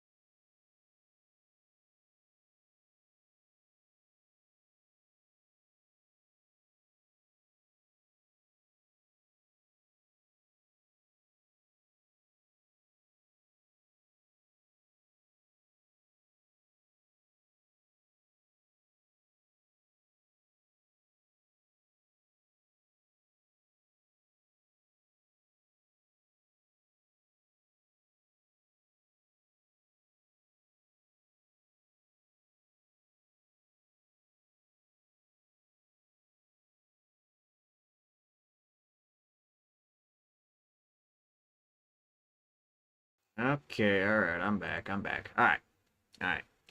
But yeah, enough of that. You know what? Maybe I'll put Dyson Sphere program back on my list, back on my wish list.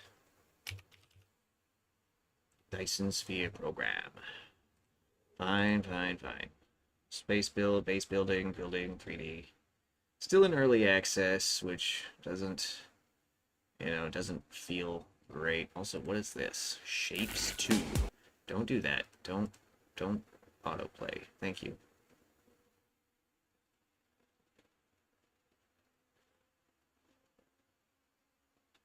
Huh? What the hell?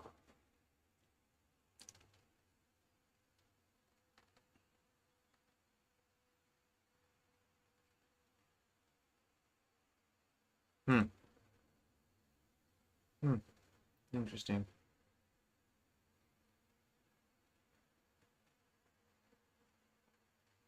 Well, you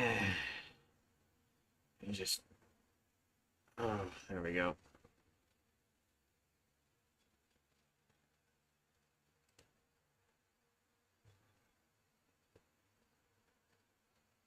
But yeah, RTS.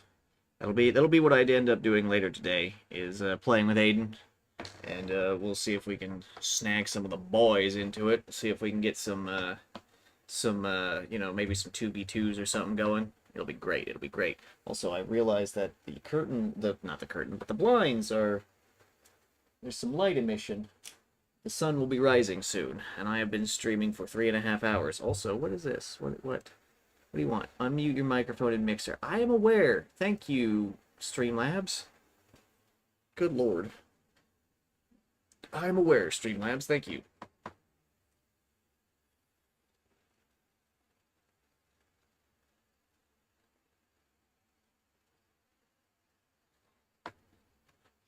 Yeah, my rarest set of achievements are from well, actually it's changed recently. So, I've got the achievement showcase on my profile, right? 2 of my rarest achievements are from Guns of Icarus Online. 0.1 and 0.2% have them. The other 4 are from Rise to Ruins. Because I've been just rushing down those achievements in Rise to Ruins. Because if I get those out of the way, then I can just kind of focus on playing the game normally, instead of just playing it like an achievement hunter. Um, I kind of dropped Mecha Break, and I really want to get back into it. Especially since they're like, oh, Season 1 is going to be ending, or Season 0 is going to be ending soon. It's like, fuck, I don't have any of this shit from Season 0. So I need to grab some of that. Also, some of the promising additions that are coming, I want to be ready for. So that's going to be something. Hopefully we don't lose out on the mechs that are in the shop for Season 0, because that would really suck. Especially since I really want to get I really want to get some of them, but I'm not gonna spend money on the game. You know, it's I'm glad it's free to play, and I would love to support Season, but Mecha Break is still kind of rough around the edges, and it seems like the developers are, they say that big things are coming with Season 1, so hopefully they'll be able to smooth out a lot of those edges, and, I mean, the game is enjoyable, don't get me wrong, but it definitely has some flaws. Monetization is fucked up. But at the same time, it's you can play it and have fun completely free to play, and that's good. And the fucked up monetization kind of helps with people not spending money on it, but also that's somewhat to its detriment as well, because if people aren't spending money on the game, then are they are they going to are they gonna support, how are they gonna support it, right? How are you gonna keep your servers up? Oh my God. Look at I paged over really briefly to the Helldivers companion, and ooh, so we yeah.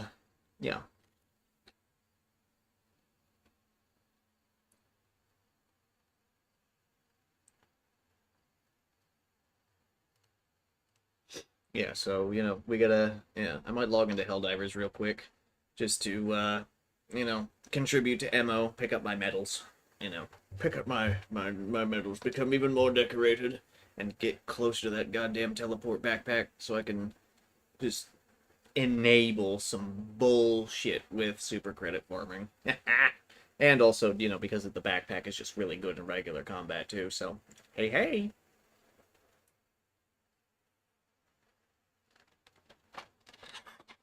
Alright, let's, I don't know why I took my match out of here. I saw some shit like that. This will be the final match. I promise. The final match.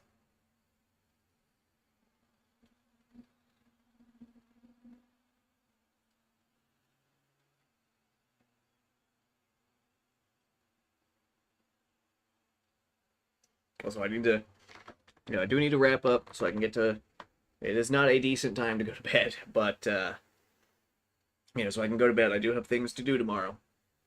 I've got to go shopping for a couple of things. And, just, yeah, do that stuff. Do some shopping, and, also, yeah.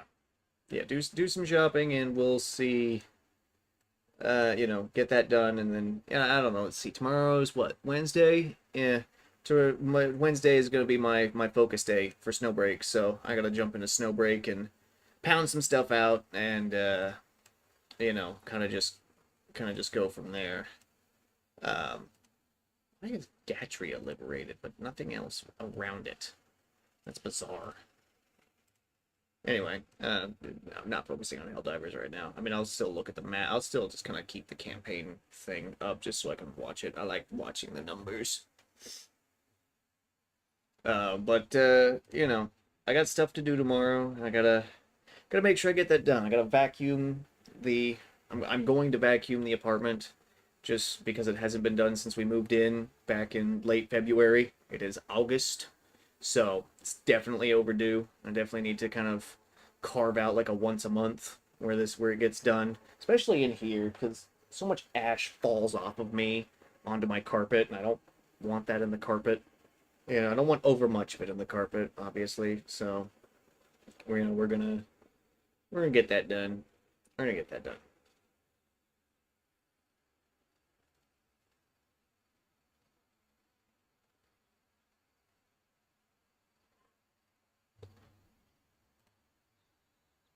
Yeah.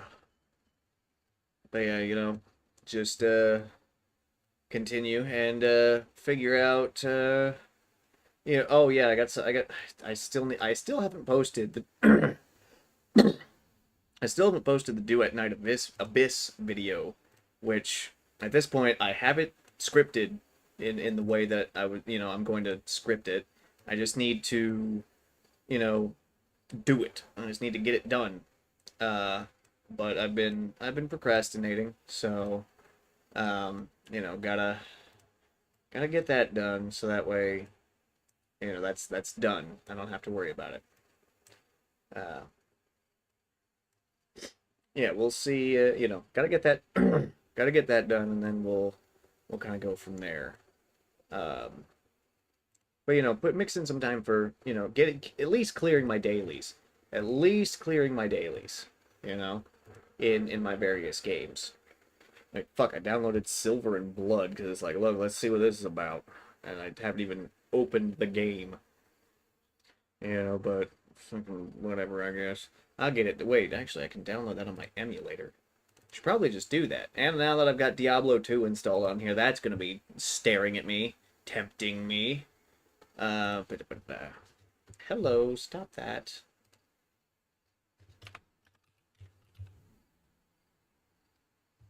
Is it this one? I don't know. I think it is. Hold on. Where? Oh, my phone is my camera. Right. I forgot. I think it's this one. This looks about right. Yeah, this does look right.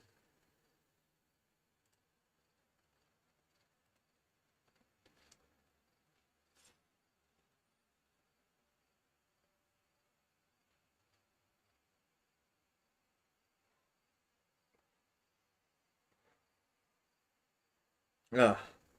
Yeah, I got a big couple days of, relaxing, playing some fantastic games, but I still have stuff to do. I still have stuff to do. I gotta do some do some management on my end.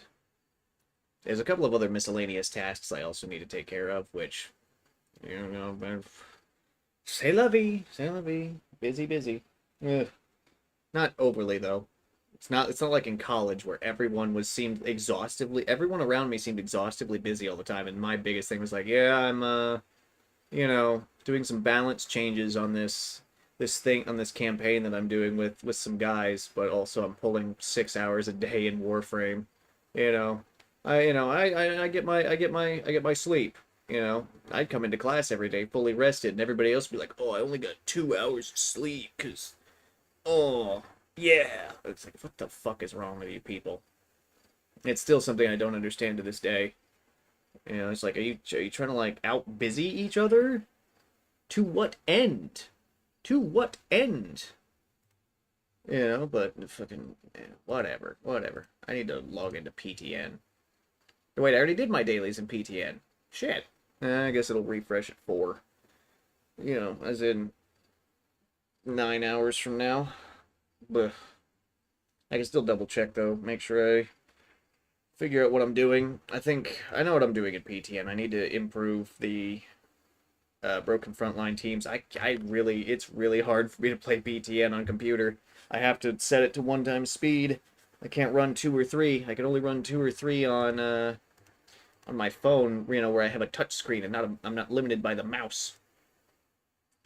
I also really need to catch up on my interrogations. Busy, busy, busy. Busy, busy, busy, busy, busy, busy, busy. Yeah. Like I said, not over much, but Jesus.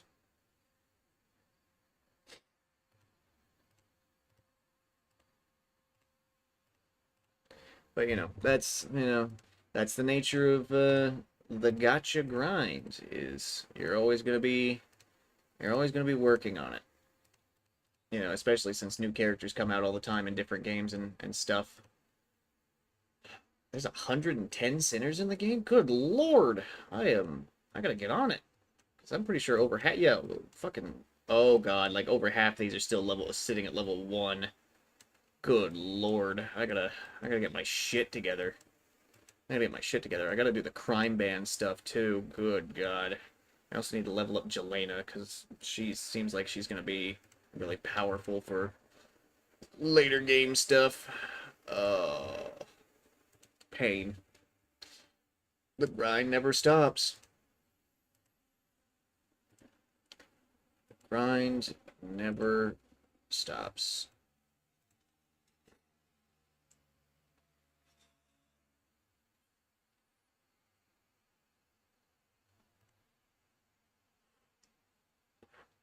Ugh. Ugh. But tomorrow I just need to get everything done so that way I can focus my attention on getting ready for FA. I'm like, all right, Hayden, you ready for this shit? And then we will see if he is indeed ready for that shit. I'm hoping so.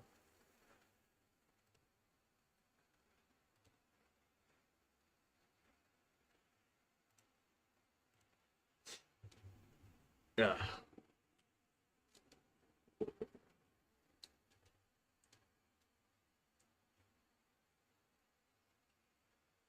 Yeah. But things are still good. Things are still good, so I'm not complaining. I should probably just do a login on Snowbreak real quick, so that way, because I'm pretty sure some Balder inhibitors expired again. Oh damn it! Oh damn it! I'm gonna mute the audio here. Yeah, definitely. I don't know when I don't know when I'll be awake, but if you see me online on Discord, just DM me.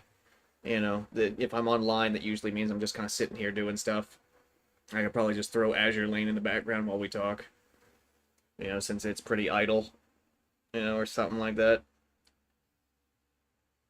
Do some on the side management while we're conversing.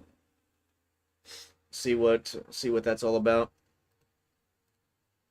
How many expire? Oh, fuck. That's big resource loss. Fuck, that's big resource loss.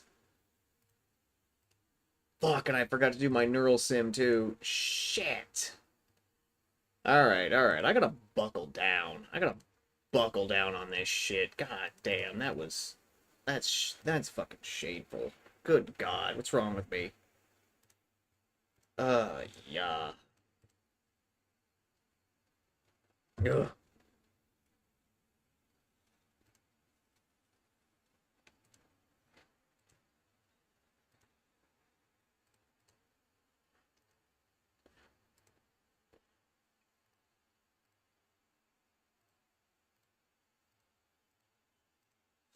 Ugh. Yeah, I gotta buckle down on these different games because this is terrible. This is terrible. I haven't even cleaned the shop. That's shameful. That's that is just straight shameful. What tasks are still available? Containment protocol is still good. Okay, cool. Star Master, I haven't even touched. Valor Mind Realm. Oh, I just need to play that more. Okay. All right. Basically I just gotta do the mini games. Because I did the main story, because Snowbreak's main story has got it it's nice. It's really nice. I'm really happy with it. But oh, I'm running low on money again. Shit. All right.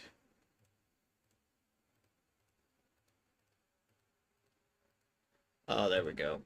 There we go. We're getting a head start on Neural Sim. How long is left on this? 4 days? Okay, yeah, we'll be able to do this. He has two, I think, now. I think he has two kids now. You know? Not just one. Not just one anymore. He's got two. Yeah.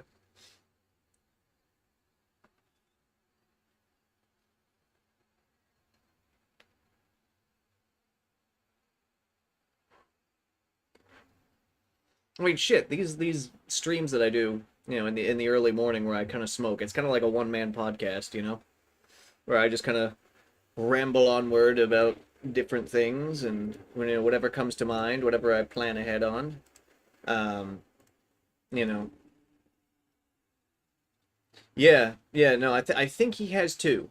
My timeline events could be messed up, but the last time I spoke to him, he said that he obviously had the one kid, right, but I'm pretty sure he told me, yeah, pretty sure he told me that he had another one on the way, which, hey, good on him, good on him, but Jesus, still, it's like he's they're popping him out at this point, I think. You know, I could be wrong. I could be wrong about that though. Since my days are pretty monotonous for the most part, maybe not as much time has passed as I think, and he has in fact not had they have in fact not had the second child yet, and they're still waiting on her to poop out that second baby. You know, I could be completely wrong in saying that they have two now, but I'm pretty sure they do. Um, which, again, hey, throw it on. Yeah, people are waking up. Traffic's getting noisy. Children might develop. At this point, yeah, we're getting at this point, yeah, two. That's children. That's plural. Children might develop. That's what's happening.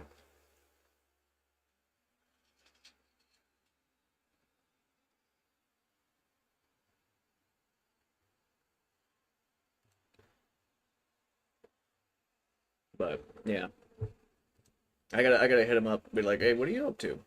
I gotta talk to a lot of people. It seems I gotta contact the old guildies from the ESO days and see what they've been up to. Let them know I graduate. I got the master's degree, but then let them know it's like, yeah, I hate therapy. So I work at a pizza place now, making more money than I would as a therapist. You know, yeah. So just oh yeah. I've gotten to the point now where the Nick is really hitting, and I'm getting tired because of it. It's a stimulant, but it makes me tired. So yeah, this will definitely be like a finish and pass out kind of thing. Finish it up, ventilate this room with the fan, and then just bleh. What time am I gonna wake up? Let's see, it's 7. It's about 7. I'll probably be in bed by 7:30. I want to get 8 hours. That's 15. That's about 4. Shit, I won't wake up in time for reset unless I short myself a little bit. Yeah, I can do it just to get bedtime back on track. I'll short myself. I'll wake up at 2. I'll wake up at 2. And we'll just go from there. I should probably set the alarm on my phone. Yeah, that's the better route. That's the better route, honestly, because therapy is yeah.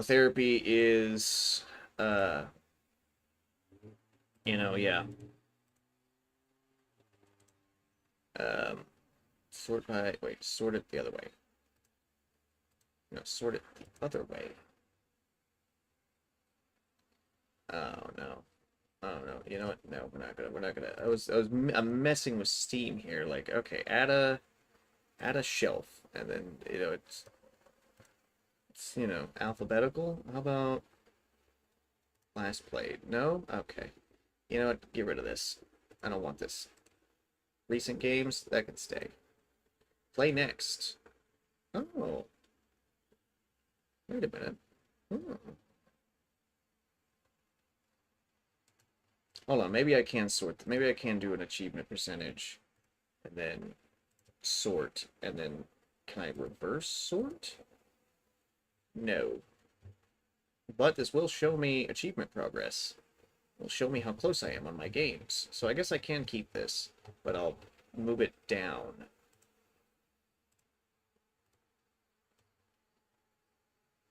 Let's put it right there. Yeah, there we go. Perfect. Yeah, no, becoming a therapist is a mess.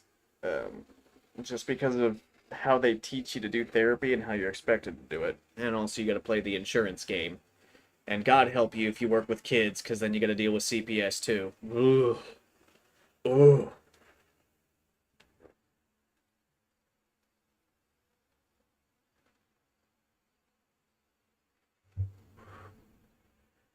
All right, putting it down. Putting it down.